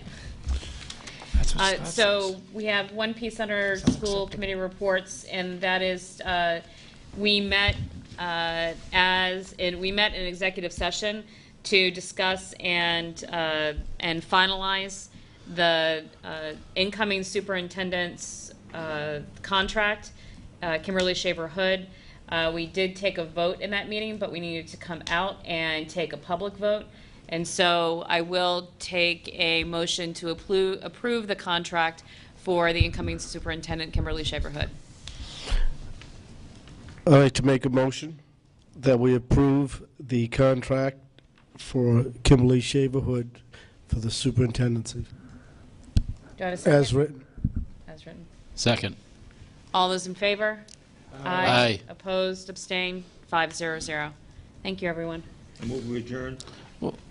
I have to say, I know. Any other business? Oh. I'm It- sorry. it- I am literally required by law. Go ahead. I'm sorry. But does it I specify thought we were done. the amount of time that you have to spend on it? It's by law, and just by handing this out, I think you fulfilled your duty. Sorry. Did I give her this much abuse? Yes. Yes. Thank you. You have in your hands the proposed budget for the Cape Cod Collaborative for the next fiscal year. I won't say very much about it because I'll get in trouble if I do, but you will note that there is a small margin, and you will also note that they have capital reserve, operating reserve, and very significantly, they are putting $185,000 towards the famous OPEB reserve, which is the OPEB stands for. It has to do with post-retirement medical benefits. I forget what the actual acronym stands for. It's interesting. $185,000 is a little more than half of what is recommended. On the other hand, since so many cities and towns are contributing nothing to an OPEB reserve, this is great progress. You'll also note that transportation is essentially making nothing, extremely small margins, and all the individual programs are making relatively small margins. In other words, it's doing its job of running a valuable program and generating just enough surplus to keep itself afloat and fiscally responsible. So I was not able to attend the meeting when this was voted on, but I attended the Finance Committee meeting in which this was discussed because it coincided with one of our own meetings. Anyway, I think they're doing a very good job, and in fact, I think they're doing a better job now than they did 5 years ago. And when Dr. Rabinovich asked me to go on this committee and see if I could find out whether they were not doing a good job with the money that we give them. In any event, I recommend it for your reading pleasure. Thank you, Ms. Chair. No, I appreciate it, and I think I promised that if anyone does have a burning desire to take Mr. Sweat's place on the collaborative, don't, because he's doing a fabulous job, but for his benefit and all the things that he is involved in, I did say that I would open up to the committee. Does anyone have a burning desire to take his place as the member to represent us I think for the Cape Cod Collaborative? Just- I think Mr. Sweat's fiduciary excellence is no one can match that. I think Mr. Flaherty would make an outstanding representative. Something to consider. All that work I'm doing on the trash committee, Okay. I'll take a motion. Thank you very much. I appreciate that. That's good information. Do I have a second? no. For this would be about the business, right? Any other business? Yep. Yes. Did sorry. you say yes to be representing? I said no, but thank you. You guys are awful. This literally falls under unforeseen business. I got a message today from a parent interested in starting up a fund to save one of the laid-off teachers, and I don't know how appropriate that is or how it's done. But she had all sorts of questions about doing that, and can that be done? She wants to start a campaign to bring back one of the teachers that was laid off. Yeah. The problem being, when people are laid off, there is a RIF list. Right. And you have to bring back the most senior person, and I don't know who we're talking about, so, but it may not be, and so it would, that by itself wouldn't work. Plus, It would have to be as a gift, I suppose, and then the school committee would have to accept it for that purpose before you could hire somebody back. You'd have to have the money budgeted for that particular But the RIF or a list would have to position. be, Right, I don't, would have to be I the don't know who the controlling bottom factor. person. Right, So exactly. the process-wise, the first thing is to see the RIF list and see if it would apply. And if it did, then to raise the money and gift it, and hopefully the school committee would accept it and bring back the teacher. It gets into a very, very slippery slope. And I would want to have a, right, I mean, I think that we would want to have a conversation. You need to have a gift policy before, because again, that opens up a whole can of worms. Like then all of a sudden you have somebody who, we decided as a committee to do away with something because we thought it was in the best interest of children, but now we've set a precedent that if not in the best interest, but we've set a precedence that then if somebody fundraises for it, they can fund it and it can come back. I think that there are two things. One is the RIF policy. The other thing is we have to take a look at a fundraising, a gifting policy. Yeah, I don't want to stifle this person. They really want to do this, and it's the community, really, Can we start off with because it might be a moot point. So can we So start off if with you, the first piece? Call me in the Yeah. office and Okay. we can go through the list about the whom and where they are Okay. and all that kind of stuff. for Yeah. us. Okay. Madam Chair, what you didn't mention is we have to respect the decisions of our principals, that we don't know all of the circumstances behind a reduction in force. And we can't take it upon ourselves to be the judge and jury in terms of how our principals run their schools. So I think, yes, there's a lot of factors, but that's got to be right up there at the top. I agree with you.